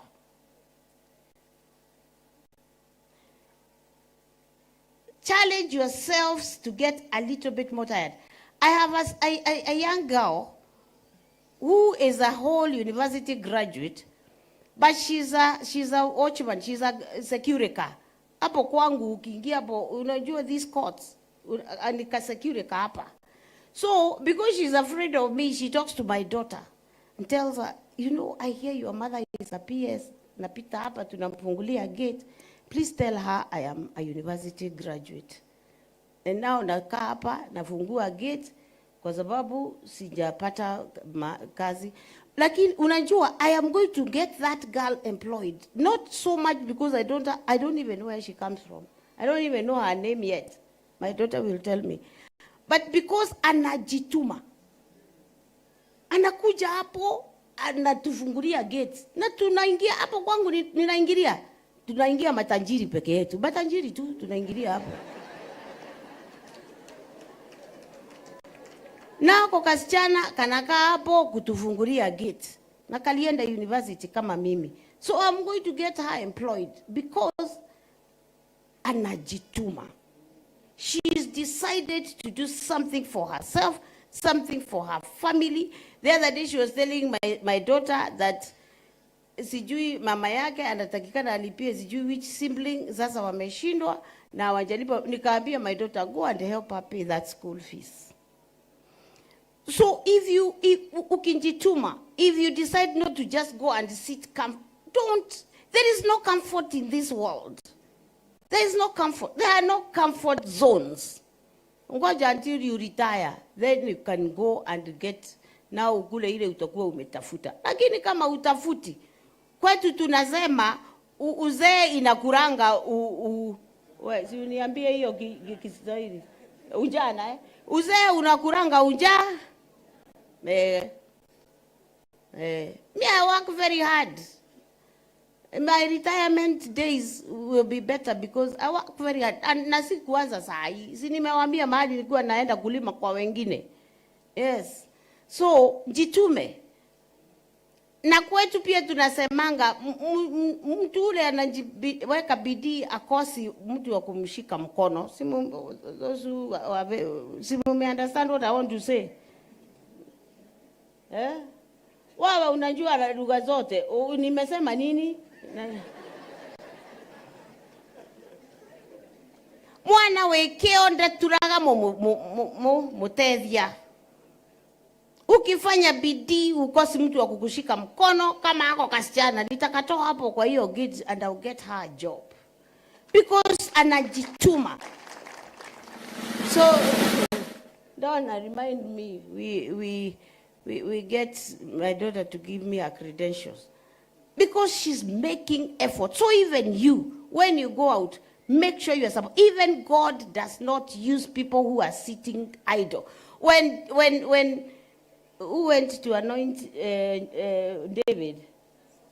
When Samuel went to Jesse's house to anoint David, alikuta wa brother zake wako huko, I think they were sitting on their father's sofa set or wherever they were sitting. Huko akaambiwa lete huyu, akasema hapana sio huyu. Lete huyu, hapana sio huyu.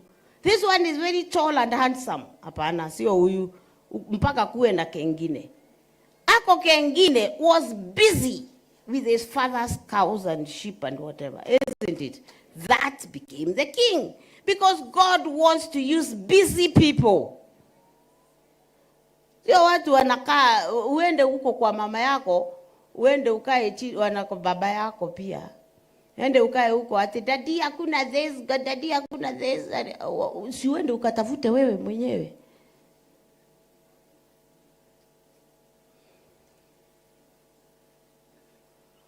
That was not in my speech. We are also encouraging TVET institutions to actively attract private investors, and I think I've said that. Mokiria has significant potential to partner with industry players, so please, Chair and whatever, and Principal, make that a point. Such partnerships should focus on shared infrastructure, equipment production facilities, and skills development. Sustainability remains a non-negotiable priority. My dream is that as TVET institutions, we become self-sustaining. And that dream can only be achieved through you principals, through you trainers, because you have got the requisite brains to make it happen. That I've already said. Ladies and gentlemen, strong delivery must be anchored on robust governance, accountability, and integrity. Mokiria is expected to uphold sound governance structures, transparent financial management, and strict compliance with CBET standards, and a culture of performance, responsibility, and continuous improvement. To the 1946 young people graduating today, you are graduating at a time when skills, adaptability, innovation, and ethical professionalism are the true drivers of success. The competencies you have acquired here position you not only as job seekers, but as job creators, solution providers, and contributors to Meru and Kenya's and the world's economy. I urge you to apply your skills with confidence, discipline, and creativity. I congratulate you most sincerely and wish you every iota of success as you step into the world of work and enterprise. In conclusion, I commend the BOG, management, trainers, parents, industry, and all stakeholders for their dedication to advancing TVET. The government remains steadfast in its support for Mukiria TTI as a center of skills excellence, production, innovation, and sustainable development. And I want also to commend Mukiria for the physical transformation that I have seen here. The gate is beautiful. That speaks a lot to access. When I was lastly here, this was a valley. Ilikuwa inaenda hivi. Congratulations, because the soil they were removing from the construction site, they have tandazed here, and now we have a flat ground. They are planting grass. After tumemaliza kuikanyanga leo, wataweka maji, itakuwa beautiful. And ukiangalia huko mbele wamepanda tumaua tuzuri.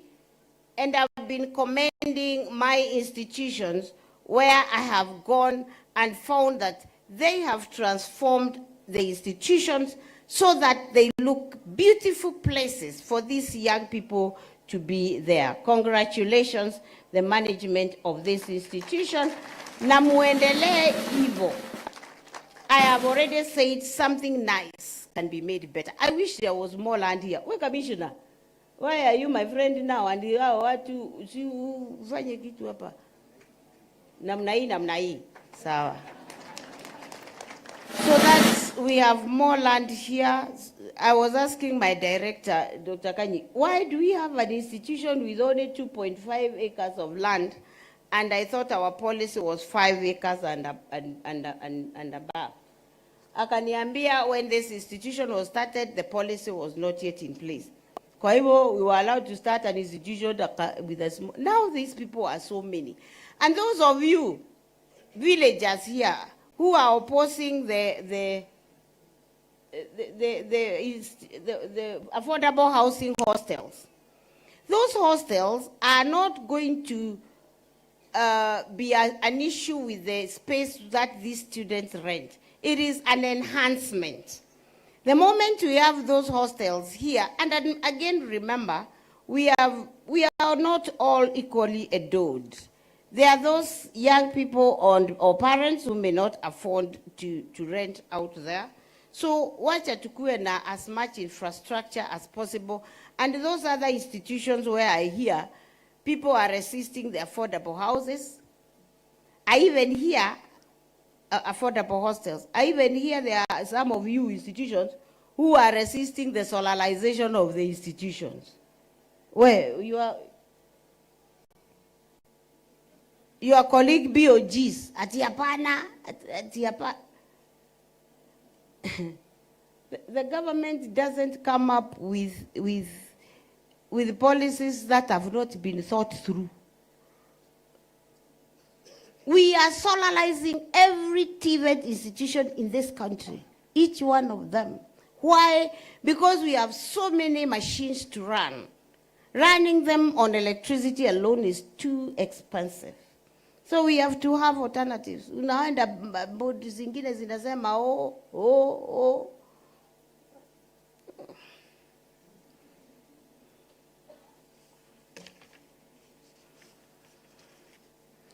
Zile vitu niliulizwa, nimesema mambo ya bus na nimemaliza.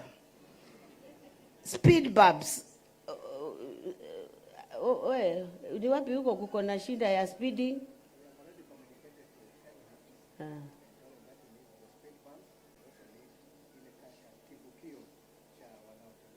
Okay. Yes, please do. The trainees, vulnerable trainees support, again, that is important. I have seen it done at Kiambu National Polytechnic. There was somebody here from Kiambu. Yes. At Kiambu National Polytechnic, they have a fund, isn't it? Which they contribute to support the vulnerable children. And that is not because at Kiambu, you know, people think people from Kiambu are rich. They are not. They are. No, it is a commitment. So please, that is why I am saying, principal, make your own money here. Set aside kidogo. Wale watoto watakuja and they're from very vulnerable families, be able to support them. Yeah. Kwetu tunasemanga ile kitu haijafanyika ni ile haijajaribiwa. I've just spoken my language in the little Kiswahili I know. Ondoro time weekend, woro time ugedie. Try and it will be. So please, yes, we acknowledge amongst ourselves we have very vulnerable families. So as ourselves, we can let us think about resources generation so that we can be able to support the more vulnerable people as ourselves. And I agree that those are available. I've spoken about affordable housing, and somebody advised you to have passports. Now, an ID only is not enough. Get yourselves a passport. Opportunities arise. And when they arise, they belong to the prepared. Opportunities belong to the prepared. Nobody will come to tell you to do ABCD, ndio akufanyia ABCD. Be prepared. Hata kwa Biblia tunaambiwa wakati bwana harusi alikuja, ni wale walikuwa na mafuta ya taa waliingia, si ndio? Sio kungojea uende ukanunue, uenda kununua kumeendo. Now you are not part of those who are entering. So get yourselves a passport. Be ready, because now you have the skills. The other day, ask my directors here, somebody came to my office and told me they want 3,000 seafarers to take to the cruise ships. Nyinyi, hospitality trainees, where are you? Now go to Mombasa National Polytechnic, take a course called STCW. It's a safety certificate. And all of you, by the way, they need electricians, they need mechanical, they need every...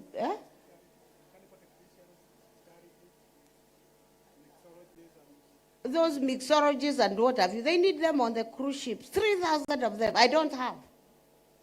Because these traders of mine and these principals have not trained them for me.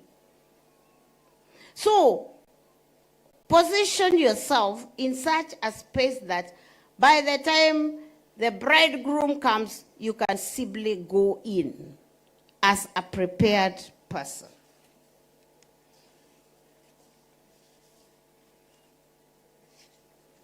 With those many remarks, I thank you for listening to me, and may the Lord bless you.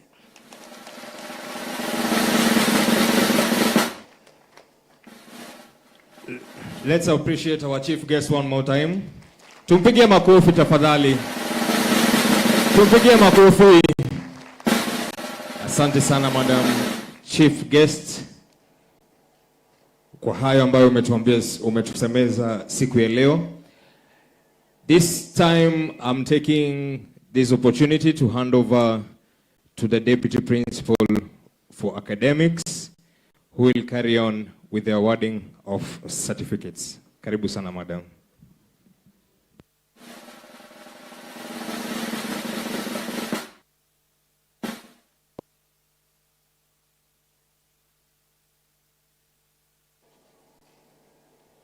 The Chief Guest, Madam PS, please allow me to present, to call the following heads of departments to present their respective graduates who were skilled, examined, certified for the award of grade certificate for the year 2022-2025 in the following order: building and civil engineering, cosmetology, electrical and electronics,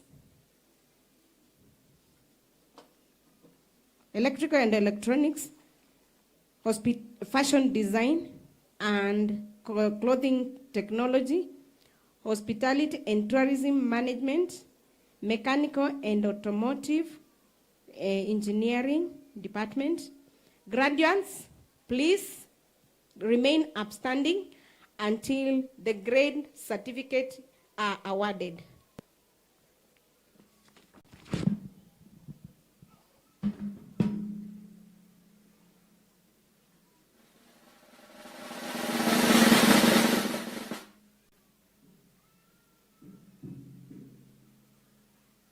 The chief guest.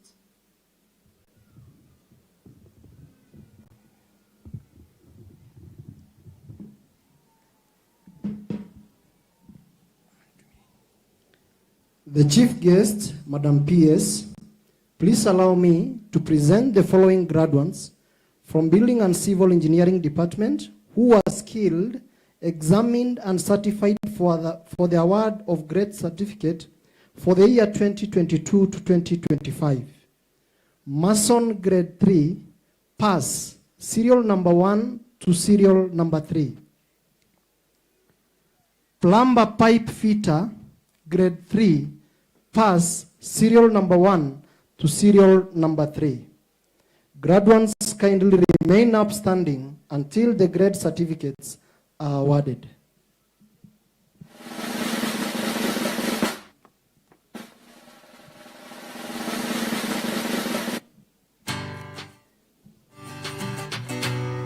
When a good girl gone bad, what you gonna do? The chief guest, Madam PS, please allow me to present to you the following graduates who were skilled, examined, and certified for award of grade certificates in hairdressing and beauty therapy trades for the year 2022 to 2025. I'll start with grade 3s. Beauty therapy grade 3, pass, serial number 1 to 32. Hairdressing grade 3, pass, serial number 1 to 77. Cosmetology grade 3, pass, serial number 1 to 61. Grade 2s, beauty therapy 2, pass, serial number 1 to 9. Hairdressing grade 2, pass, serial number 1 to 27. Cosmetology grade 2, pass, serial number 1 to 48. Kindly graduates remain upstanding until the grade certificates are awarded. Thank you.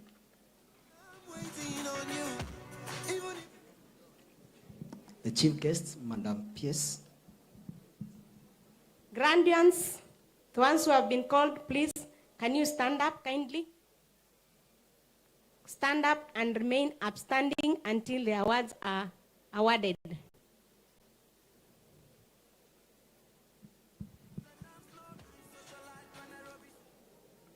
The chief guest, Madam PS, please allow me to present the following graduates who are skilled, examined, and certified for award of grade 3 certificate for the year 2022 to 2025. Trained electrical wireman grade 3, pass, serial number 1 to serial number 7. Kindly remain upstanding until the grade certificate is awarded.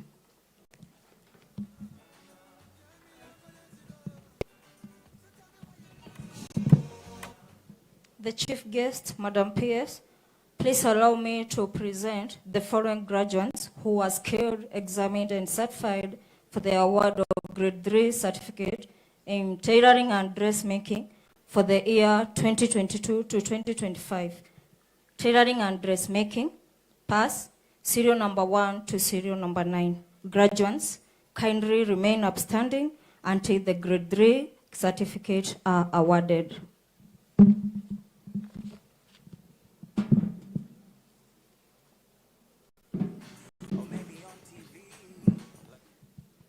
The chief guest, Madam PS, please allow me to present the following graduates who are skilled, examined, and certified for award of Grade Certificate 3 in Food and Beverage Production Grade 3 for the year 2022-2025.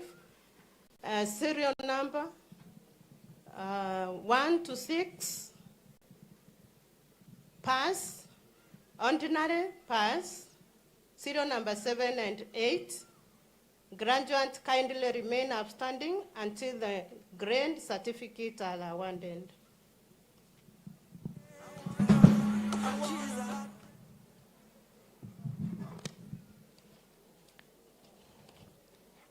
I now call upon the chief guest to award the grade certificate for us. Thank you.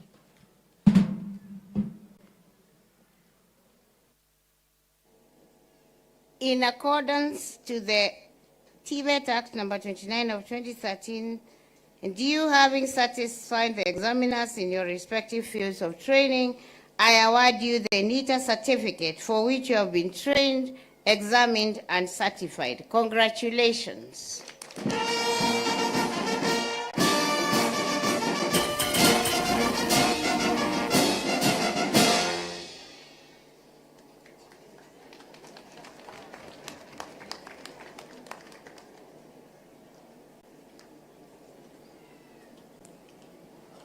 Chief guest, Madam PS, please allow me to call the following heads of department to present their respective graduates who were skilled, examined, and certified for the award of Artisan and Level 4 certificate for the year 2022-2025 in the following order: Agriculture and Environmental Studies, Building and Civil Engineering, Business Studies and Entrepreneurship, Computing and Informatics, Cosmetology, Electrical and Electronics Engineering, Fashion Design and Clothing Technology, Hospitality and Tourism Management, Mechanical and Automotive Engineering.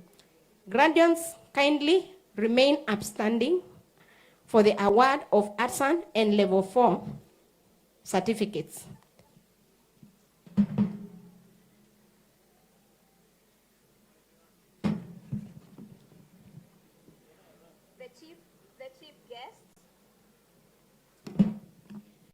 The chief guests, Madam PS, please allow me to present the following graduates who are skilled, examined, and certified for award of Artisan and Level 4 certificates in General Agriculture for the year 2022 to 2025.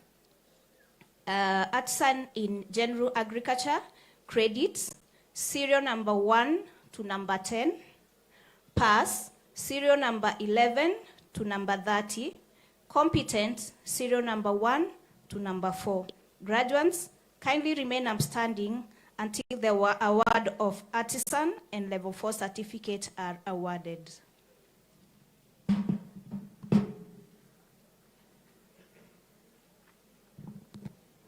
The chief guest, Madam PS, please allow me to present the following graduates who are skilled, examined, and certified for the award of Artisan and Level 4 certificates for the year 2022 to 2025. Artisan certificate in masonry, pass, serial number 1 to serial number 21. Artisan certificate in plumbing, credit, serial number 1 to serial number 5. Pass, serial number 6 to serial number 80. Plumbing Level 4, competent, serial number 1 to serial number 2. Graduates kindly remain upstanding until the award of Artisan and Level 4 certificates are awarded.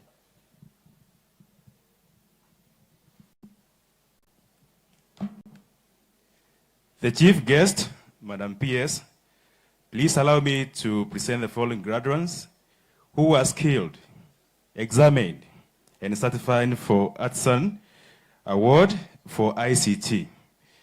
Mastery, serial number 1 through to serial number 2. Graduates kindly remain upstanding until the award of Level 4 certificates are awarded. Graduates, The ones who have been called for the artisan and level 4, please, can you stand? Stand.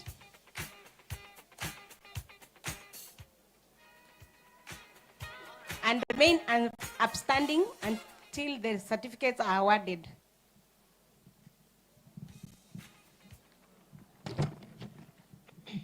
The chief guest, Madam PS, please allow me to present the following graduates who were skilled, examined, and certified for the award of grade 1 and level 4 certificates in hairdressing and beauty therapy trades for the year 2022 to 2025.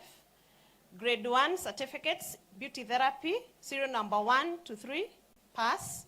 Grade 1 certificates in hairdressing, pass, serial number 1 to 4. Cosmetology, grade 1, pass, serial number 1 to 30.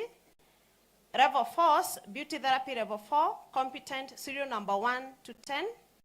Hairdressing level 4, competent, serial number 11 to 18. Graduates kindly remain upstanding until the award of grade 1 and level 4 certificates are awarded. The chief guest, Madam PS, please allow me to present the following graduates who was skilled award of artisan and level 4 certificate in electrical installation for the year 2022 to 2025. Trade, electrical installation level 4, competent, serial number 1 to serial number 7.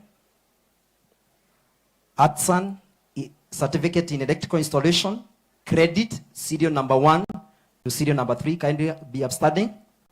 Pass, serial number 4 to serial number 110. Graduate kindly remain upstanding until the award of artisan and level 4 certificates are awarded.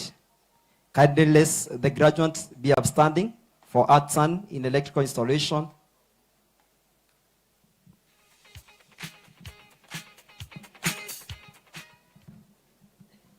The chief guest, Madam PS, please allow me to present the foreign graduates who are skilled, examined, and certified for the award of artisan and level 4 certificate in fashion design and garment making for the year 2022 to 2025.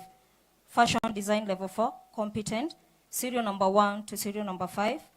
Artisan certificate in garment making, credit, serial number 1 to serial number 4, pass, serial number 5, and serial number 6. Graduates kindly remain upstanding until the award of artisan and level 4 certificates are awarded.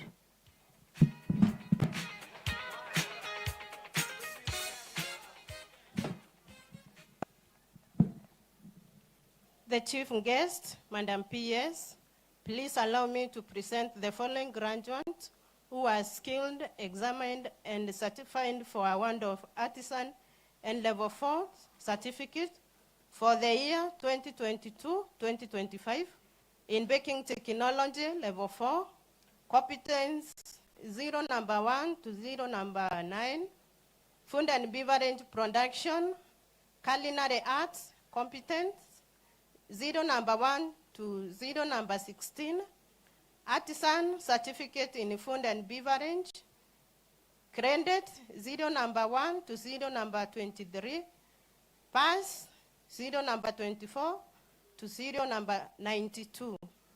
Graduates kindly remain upstanding until the award of certificate and level 4 will be awarded.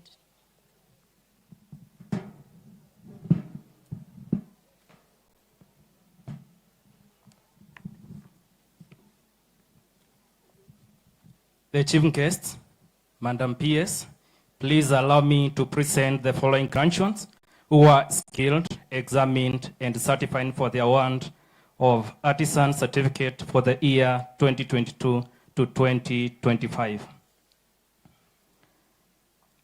Artisan certificate in motor vehicle mechanics, credits, serial number 1 to serial number 12, pass, serial number 13 to serial number 116. Artisan certificate in welding, credits, serial number 1, pass, serial number 2 to serial number 24. graduates kindly remain upstanding until the award of artisan and level 4 certificates are awarded.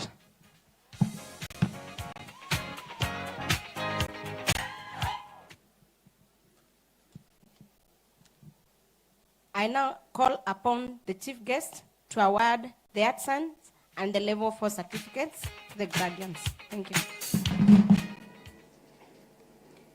In accordance with the TVET Act number 29 of 2013 and you having satisfied the examiners in your respective fields of training, I award you the artisan level 4 certificates for which you have been trained, examined, and certified. Congratulations.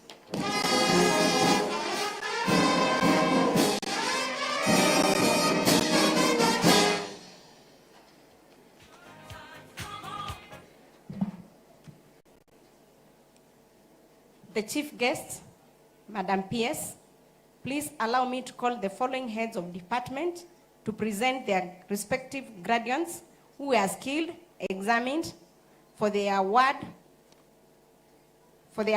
of craft certificate and level 4 certificate for the year 2022-2025 in the following order: agriculture and environmental studies, building and civil engineering, business studies and entrepreneurship, and computing and informatics, cosmetology, electrical and electronics engineering, fashion design and clothing technology, hospitality and tourism management, mechanical and automotive engineering.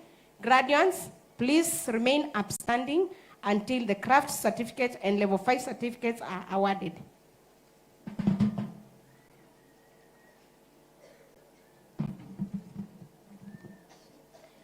The chief guests, Madam PS, please allow me to present the following graduates who are skilled, examined, and certified for award of a craft and level 5 certificates in general agriculture for the year 2022 to 2025. We have distinction, serial number 1 and 2, credits, serial number 3 to number 75, pass, serial number 76 to number 83, level 5 competence, serial number 1 to number 4. Graduates, kindly remain upstanding until the crafts and level 4 and level 5 certificates are awarded.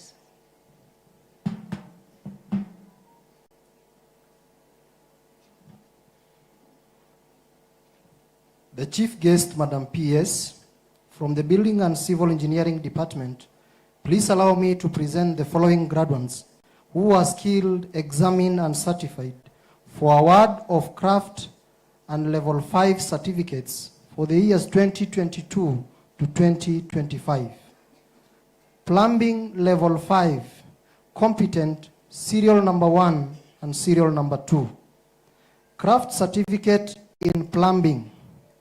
Credit, serial number 1 to serial number 39. Pass, serial number 40 to serial number 78. Architectural draftsmanship level 5, proficient, serial number 1. Craft certificate in building technology. Credit, serial number 1 to serial number 22. Pass, serial number 23 to serial number 34. Craft certificate in land survey. Credit, serial number 1 to serial number 37. Pass, serial number 38 to serial number 94. Graduates kindly remain upstanding until the craft and level 5 certificates are awarded.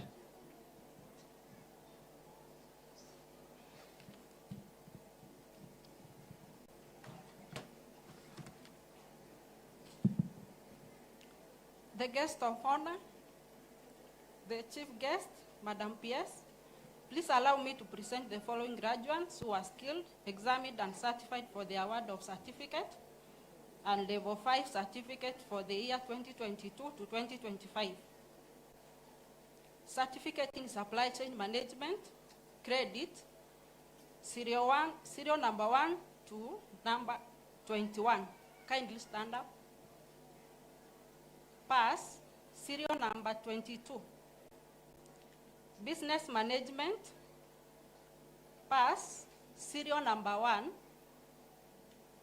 Secretarial studies, pass, serial number 1. Social work and community development level 5, proficiency, serial number 1. Office administration level 5, mastery, serial number 1. Competent, serial number 2. Proficiency, serial number 3 to number 7. Graduates kindly remain upstanding until the craft level 5 certificates are awarded. Thank you.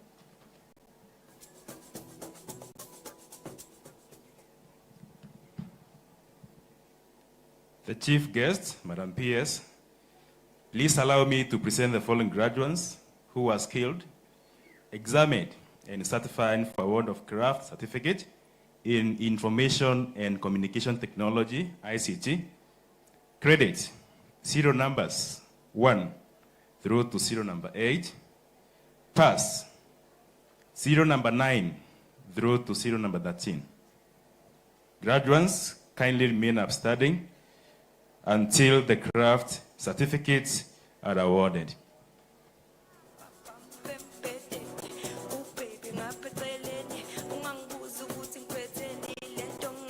The chief guest, Madam PS, please allow me to present the following graduates who are skilled, examined, and certified for the award of Level 5 certificate in hairdressing and beauty trades for the year 2022 to 2025. Beauty therapy level 5, mastery, serial number 1. Proficiency, serial number 2 to 3. Graduates kindly remain upstanding until the level 5 certificates are awarded.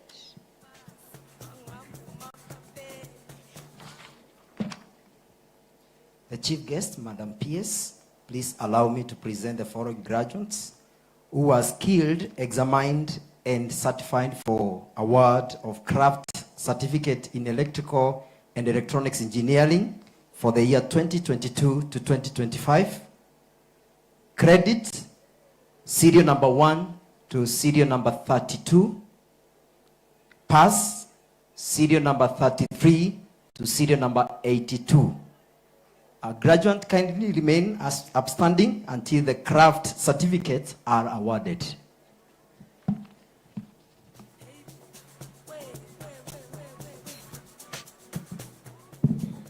The chief guest, Madam PS, please allow me to present the following graduates who are skilled, examined, and certified for the award of craft and level 5 certificate in fashion design and garment making for the year 2022 to 2025. Fashion design level 5, competent, serial number 1 to serial number 11. Craft certificate in fashion design, distinction, serial number 1 to serial number 5. Credit, serial number 6 to serial number 66. Graduates kindly remain upstanding until the craft and level 5 certificates are awarded.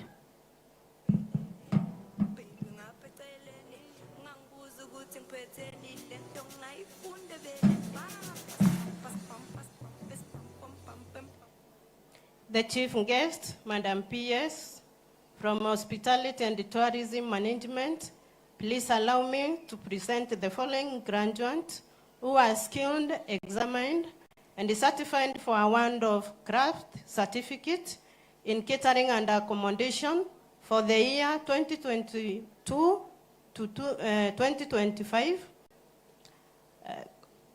Catering and accommodation, craft, 0 number 1 to 0 number 159, pass, 0 number 160 to 183.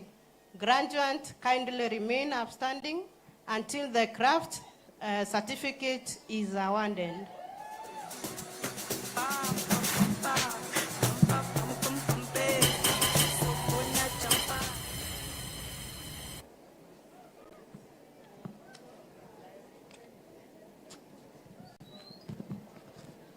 The chief guest, Madam PS, from Mechanical and Automotive Engineering departments, please allow me to present the following graduates who are skilled, examined, and certified for the award of craft and level 5 certificates for the year 2022-2025.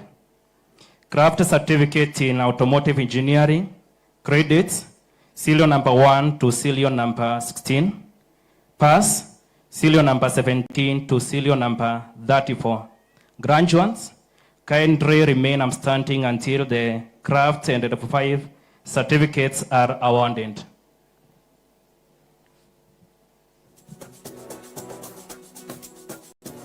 I now call upon the chief guest to award the craft and level 5 certificates to the graduates.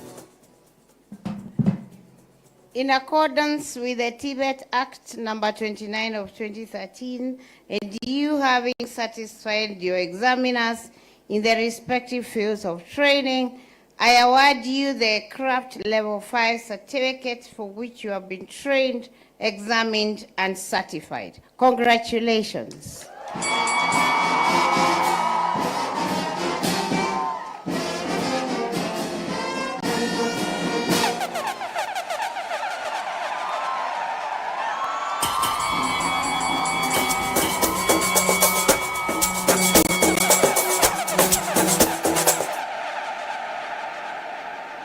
The chief guest, Madam PS, please allow me to call the following graduates, the following heads of departments to present their respective graduates who are skilled, examined, and certified for the diploma certificate for the year 2022-2025 in the following order: Agriculture and Environmental Studies, Building and Civil Engineering, Business Studies and Entrepreneurship, Computing and Informatics, Electrical and Electronics Engineering, Fashion Design and Clothing Technology, Hospitality and Tourism Management, Mechanical and Automotive Engineering.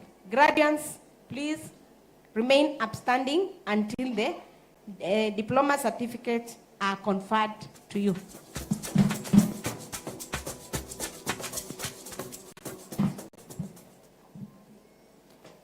The chief guests of a diploma certificate in general agriculture for the year 2022 to 2025.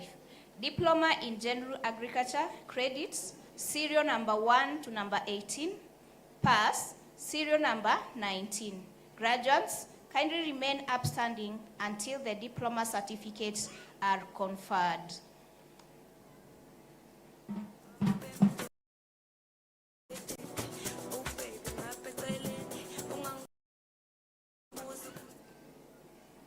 The chief guest, Madam PS, from the Building and Civil Engineering Department, please allow me to present the following graduates who are skilled, examined, and certified for award of diploma certificates for the years 2022 to 2025.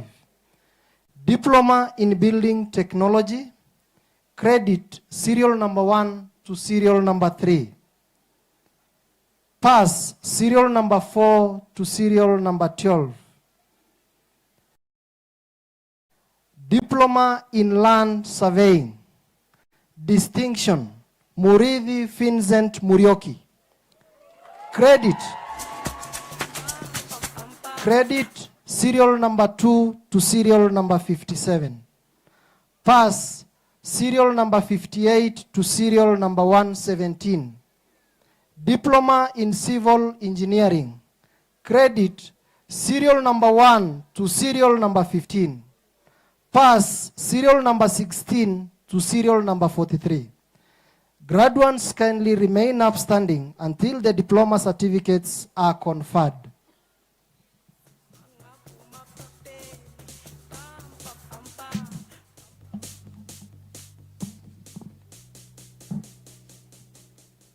The chief guest, Madam PS, please allow me to present the following graduates who are skilled, examined, and certified for the award of diploma certificate for the year 2022 to 2025. Diploma in Banking Finance, credit, serial number 1 to 52. Pass, serial 53 to 58. Diploma in Supply Chain Management, credit, serial 1 to number 6. Diploma in Human Resource Management, credit, serial number 1. Graduates kindly remain upstanding until the diploma certificates are conferred. Thank you.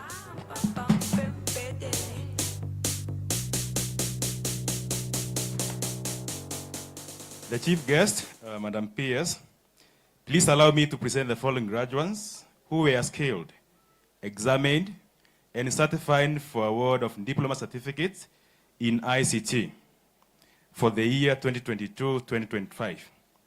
Credit, serial numbers 1 through to serial number 9. Pass, serial numbers 10 through to serial number 12. Graduates, kindly remain upstanding until the diploma certificate are conferred. Thank you.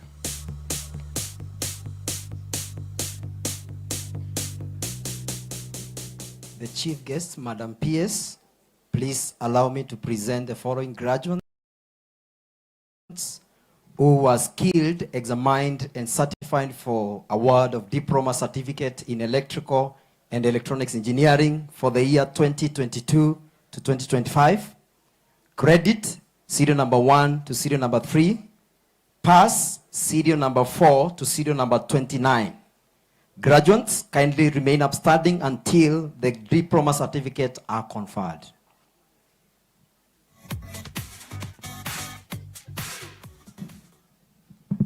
The chief guest, Madam PS, please allow me to present the following graduates who are skilled, examined, and certified for the award of diploma certificate in fashion design and clothing technology for the year 2022 to 2025.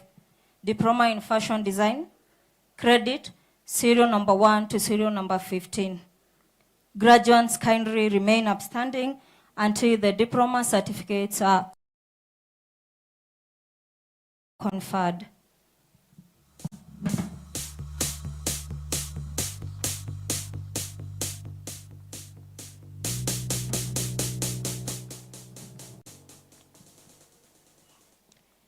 The chief guest, Madam PS, please allow me to present the following graduates who are skilled, examined, and certified for award of diploma certificate in catering and accommodation for the year 2022 to 2025.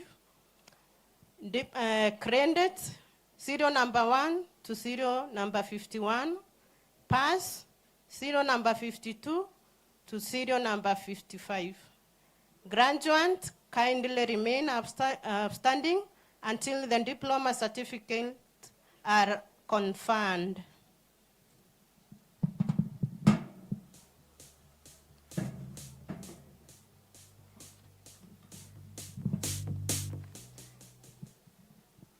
The chief guest, Madam PS, from Mechanical and Automotive Engineering Departments, please allow me to present the following graduates who are skilled, examined, and certified for the award of diploma certificate for the year 2022-2023. Diploma in Automotive Engineering, credits, serial number 1 and serial number 2. Pass, serial number 3 to serial number 6. Graduates kindly remain upstanding until the diploma certificates are confirmed.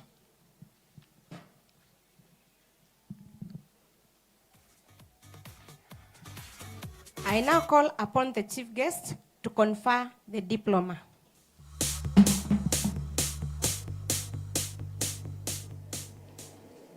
In accordance with the TVET Act number 29 of 2013, and you having satisfied your examiners in the respective fields of training, I award you the respective diploma for which you have been trained, examined, and certified. Congratulations.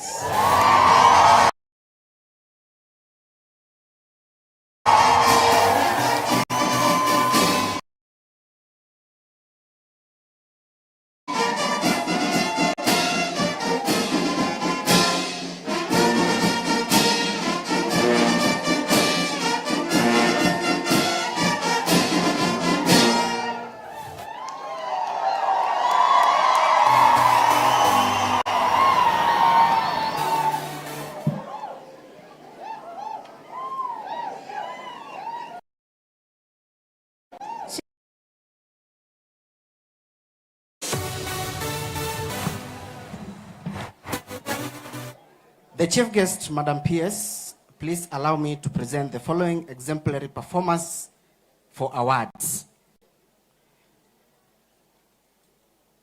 Building and Civil Engineering Best Trainee, Muridhi Vincent Muriuki. Agriculture and Environmental Studies Departments, Best Trainee, Gaishugi Vivian. Cosmetology Department, Best Trainee, Maureen Mwende. Mechanical and Automotive Engineering, Ken Dennis Mawera. Business Studies and Entrepreneurship Department, Best Trainee, Nelly Kawiria. Hospitality and Tourism Department, Best Trainee, Mugo Emis Kadure. Fashion Design Department, Best Trainee, Ntinyari Glory. Electrical and Electronics Engineering Department, Best Trainee, Mwaki Mugira Felix.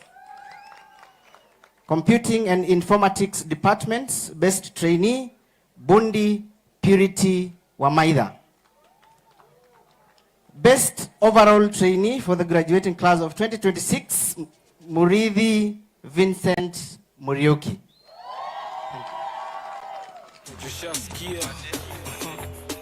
We now kindly call upon the chief guest to come and give the awards to the best trainees.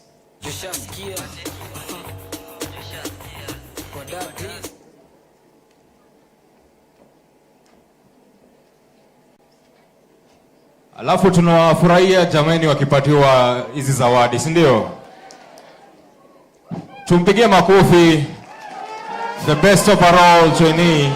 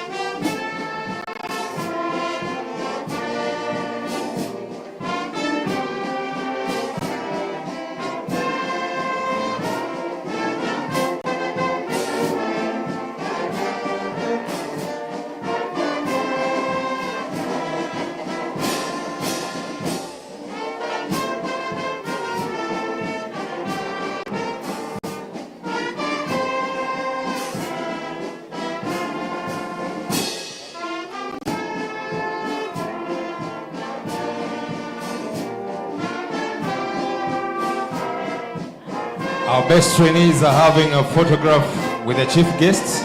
In the meantime,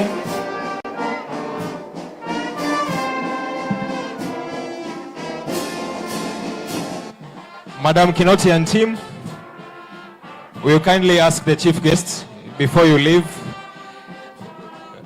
you are receiving an award.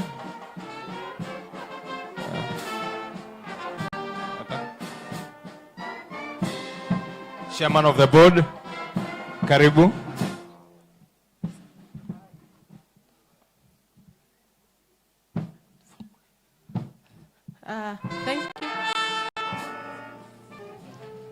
Thank you, our chief guest, for this opportunity we have been given. We have a gift from Mukiria family.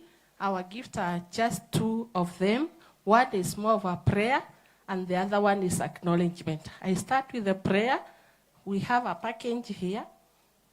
The first one is the flask. Our prayer is that this flask has an aspect of regulating temperatures, that may the Lord regulate your temperatures in leadership, in whichever way. Ikona digital hapo. Then our next gift is a notebook and a pen. I know in your office you have many, but from Mukiria we are saying, we acknowledge the history that you are writing for TVET. May this be a symbol to remind you that this history will be led for generations to come. And then we have a key holder. And this key holder, our prayer as Mukiria family, is that the Lord help you to unlock every aspect that is needed to improve skills in this country. And then we have the umbrella. In all this and in your leadership, you cannot make it until the Lord covers you. So may the Lord cover you, just like we have given this umbrella as a symbol. And then the next gift is this one. The next gift is acknowledgement. And you will allow me to read how it is written. To Dr. Esther Dhara Moria, PhD, CBS, thank you so much for gracing our third graduation ceremony held on the 6th February 2026. Your transformative leadership has kept the TVET reservoir refilled with excellence in skills, knowledge, and attitude.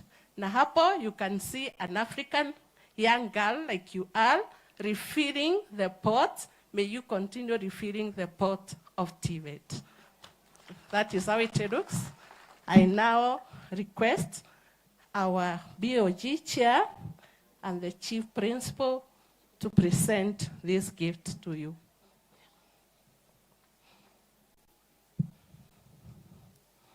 Thank you, thank you. We say thank you, thank you. Wapi makofi? Thank you so much. Stop. Then the other one.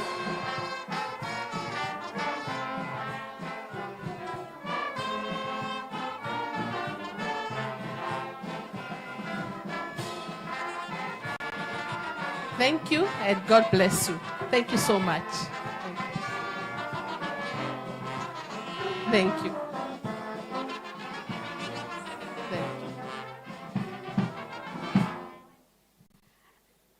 I am most humbled, the Mukiria fraternity, especially for that and for those words.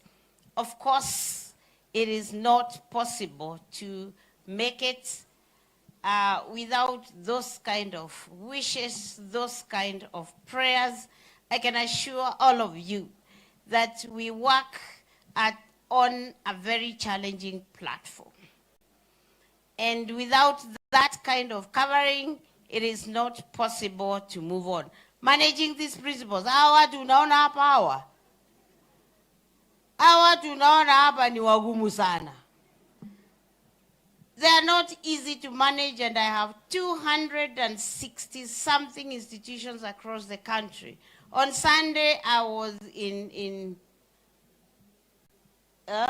on Friday, Kericho, on Sunday, Elgeyo Marakwet, uko chini uko kwa valley, Kerio Valley, etc., etc. It is not easy, but it only takes that covering of that umbrella, the Lord himself, to make it. And for Mukiria fraternity to wish me the same, I am most humbled. May the Lord bless you.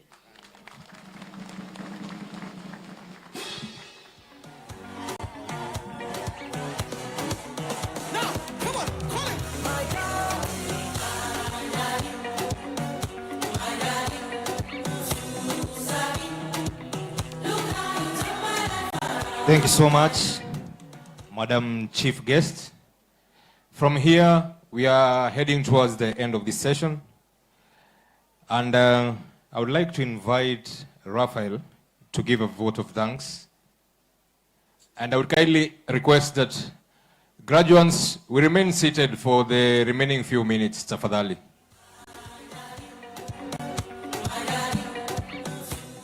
Thank you. The name is Refa.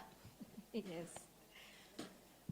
Our distinguished chief guest, the Principal Secretary, State Department for TVET, the County Director for TVET, the County Commissioner, CATI Principals, the Board of Governors, the Senior Principal and staff, parents and guardians, invited guests, graduates, ladies and gentlemen, good afternoon.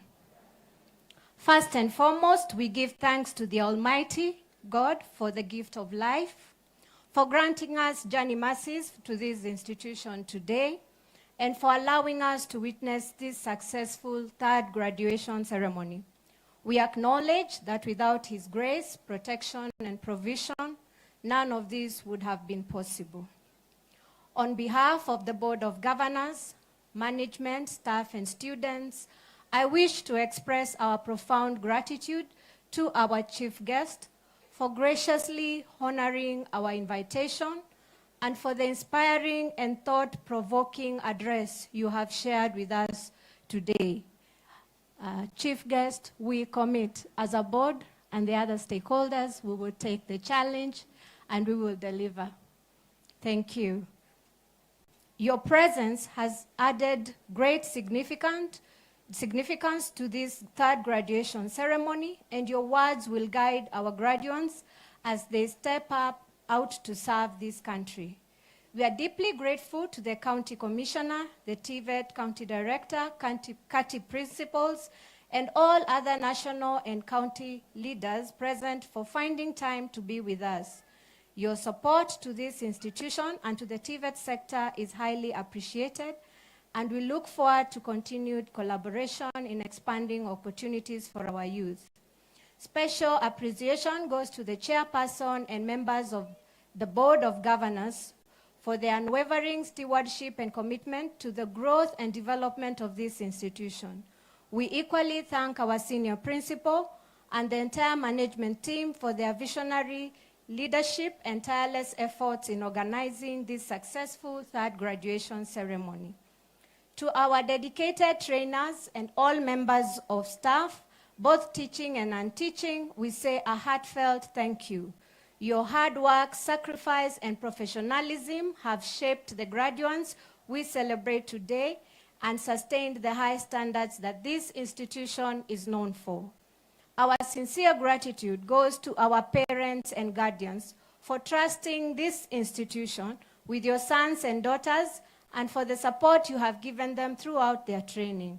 We also recognize and appreciate our alumni represented here today for remaining closely connected to the college and for being worthy ambassadors in industry and in the community. We celebrate our graduates most warmly. Today is your day. Congratulations on your achievements, and thank you for the discipline, resilience, and commitment that have brought you this far.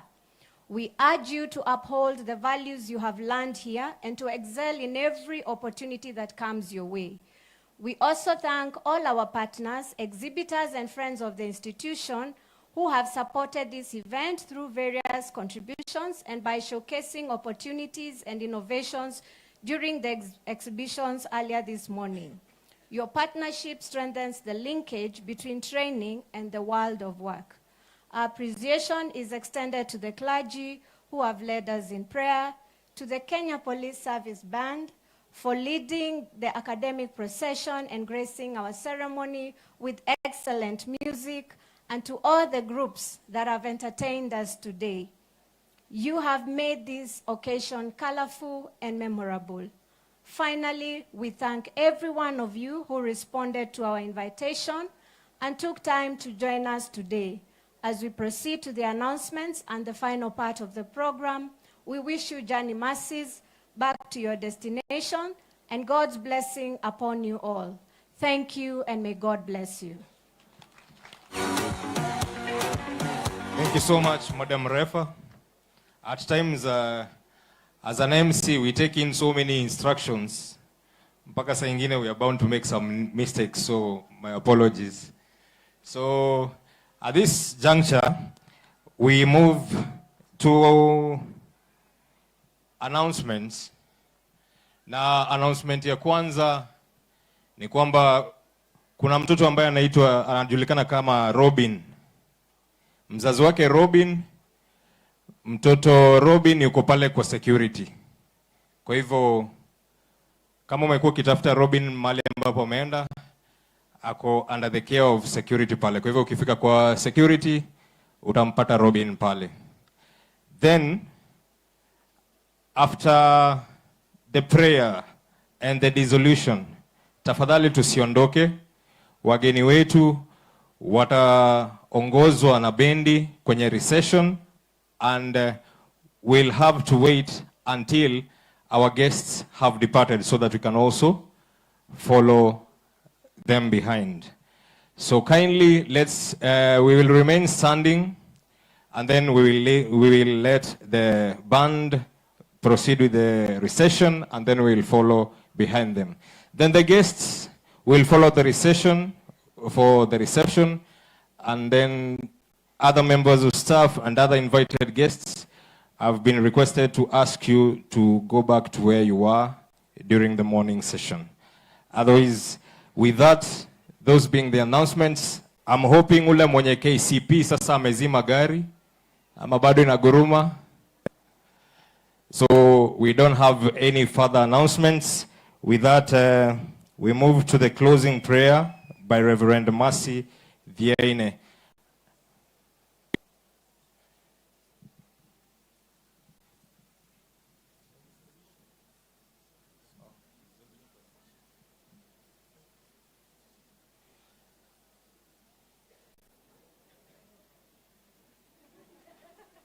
So sorry, before Madam Reverend, the senior principal will dissolve this congregation, and then we'll have the prayers. Then we are going to have a celebration song from the band after Reverend does the closing prayer. So we'll stand, and then we do the celebration song together, and then the recession will continue. Thank you so much. Bwana Senior Principal. Thank you. In exercise and pursuit of the powers conferred upon me by the TVET Act number 29 of 2013, I declare this congregation legally dissolved.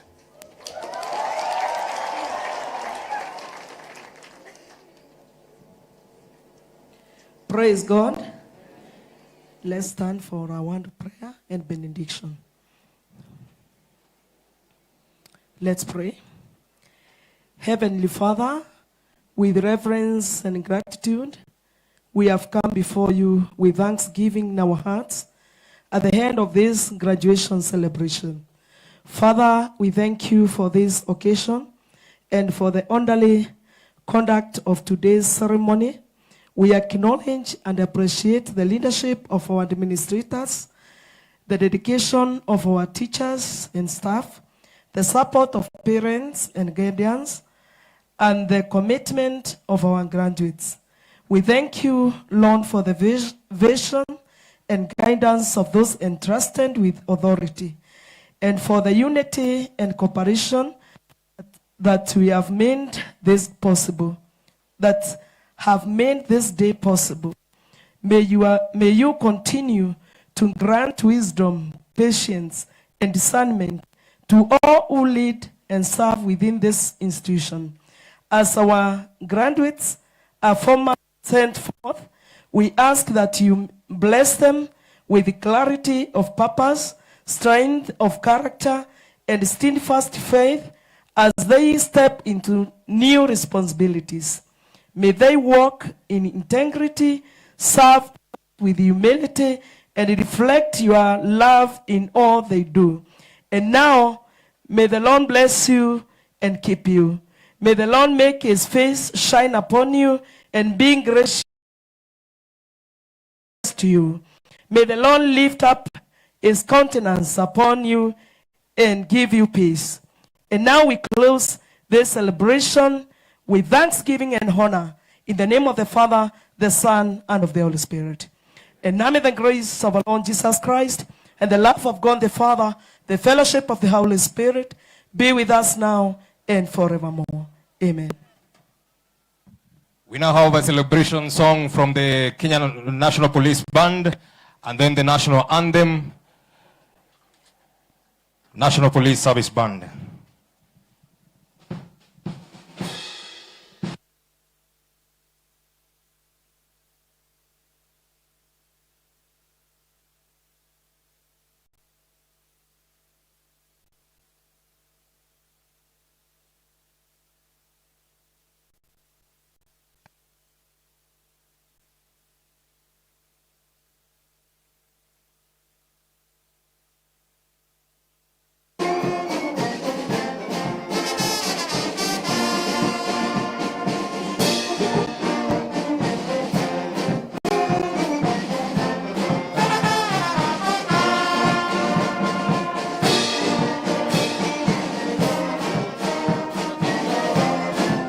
Wavyote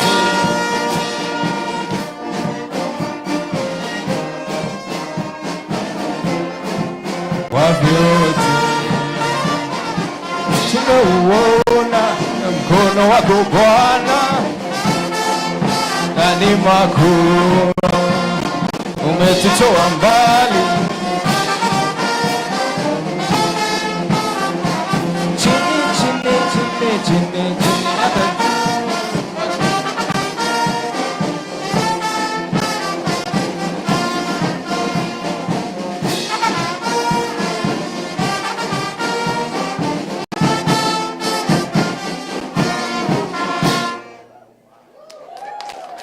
And now we stand at attention for the national anthem and the East African anthem.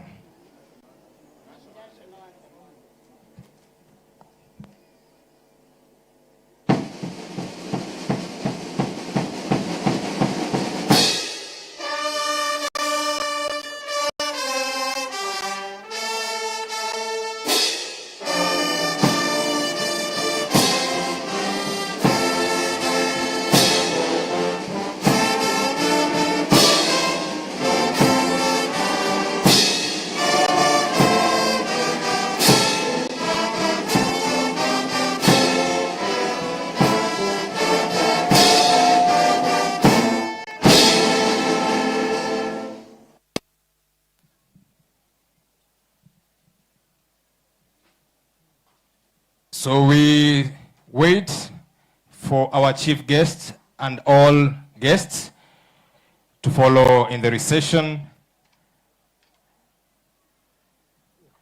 Na kiwangoja DJ, kuna ile wimbo ya kubariki our graduates.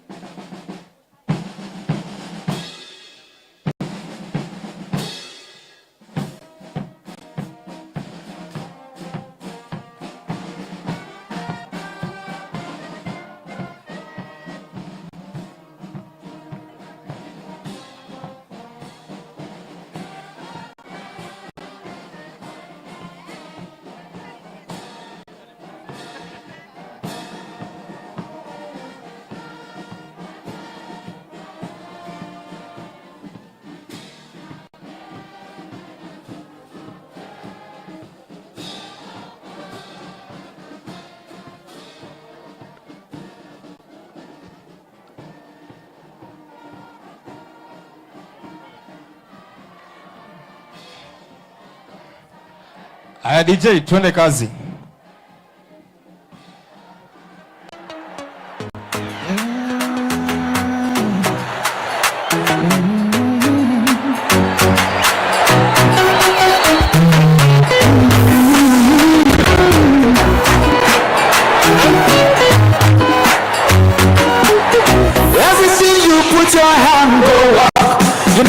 open doors. You said go be a boss. Amen. Amen. Everything you put your hand on, and then go open doors. You said go be a boss. Amen. Amen. Every hustler getting paid. Where the hustle go come to pay. Your own in no go take. Amen. If you don't find work to your own, God said go do it own. And flesh go cover bone. Amen. Amen. If you believe it, say amen. If you believe it, say amen. Tushasikia kikiingia ni kublast. Huko ngabado unachukuliwa madam, so anguka nao itabaki meflow na vibe. Anguka nao koko single for now. Mtagi mdagris mteja patikani hadi late night saa 6 ndo taniwai. Nikupin location alikofana na hii Sipate call niko chomba ya G. Mimi najua utakuwa irizo release. Acha nikushow kwanza form ya Didon. Nishashika mpoa na twende chini kwa chini akiwa hadi na mimi. Sasa tunasikiza Shin City tuna feel free. Teka video na post pale NGC. Jina ni Kantel Kurapsi ni talent G. Anguka nao, anguka nao, cheki, anguka nao, twende down low now. Stand up to your feet, mikono juu alafu click.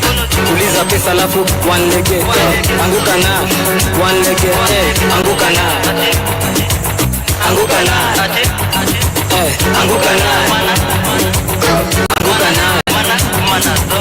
Anguka nayo kama uko na new catch. Anguka nayo kona pati na magwash. Anguka nayo round 2 kwa hii bash. Anguka nayo ati, anguka nayo ati, anguka nayo, anguka nayo, anguka nayo ati, ati, anguka nayo, ati, anguka nayo. Na katika mfupa wewe juka, ati nikukundeza makosa.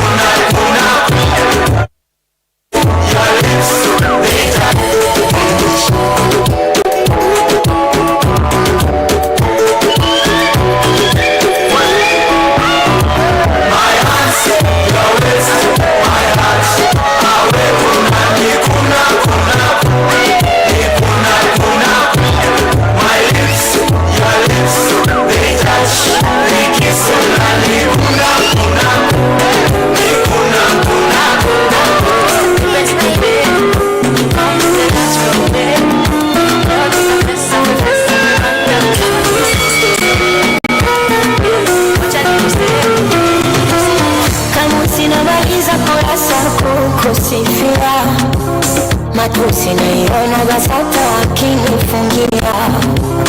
Theruthi zinazopata mia filmia. Mjusi ukutaka rasta na uparamia. Nichopa pia nipe.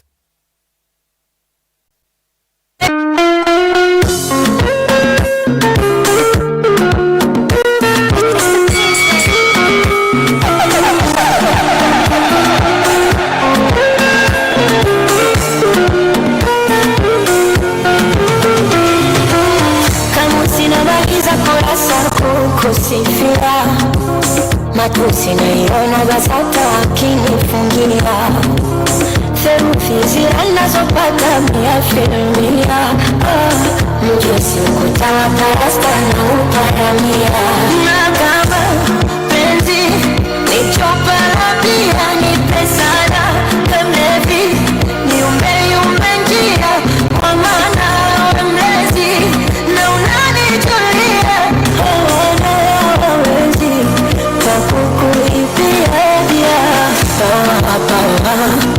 Naishi hapa, penzi lako mizani mizito. Naishi hapa, naishi hapa, penzi lako mizani mizito. Naishi hapa, naishi hapa, penzi lako kwa mizani mizito naishi hapa.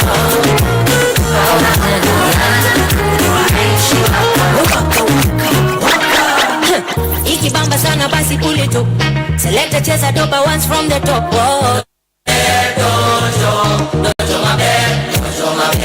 Tunisha speaker, we mash it up. Fire, we light it up.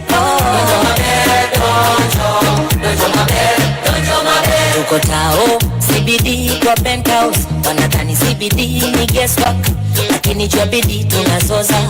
Na ni magrami tundo tunangoja. Joto mabe, kwa mdomo ni kube. Na doba joni mwaki ukipenda inende. Na pendo na mapen, na wote joni pen. Usalimia unanijibu tumo. Na hai, penda kule makala. Kula maisha na adabu. Kwa majina ni nani?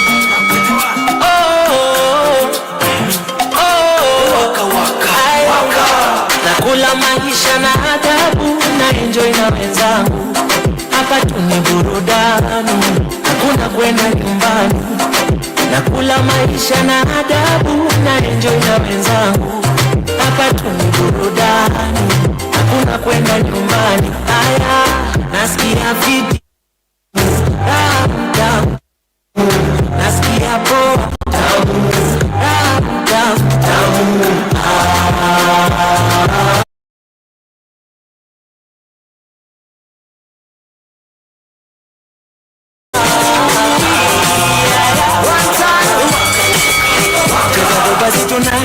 Tuzime naye mwana sema Majina ni nani? cheza doba zitu nice cheza tuzime naye nikirusha mamistare viungo wene nguo mwili hatare wine mkot nishikishe male twende maeneo tumelale yani boy kijana wa ingo napenda njugu na mkombero kingo masel napenda matingo kifo cha mende ama wakido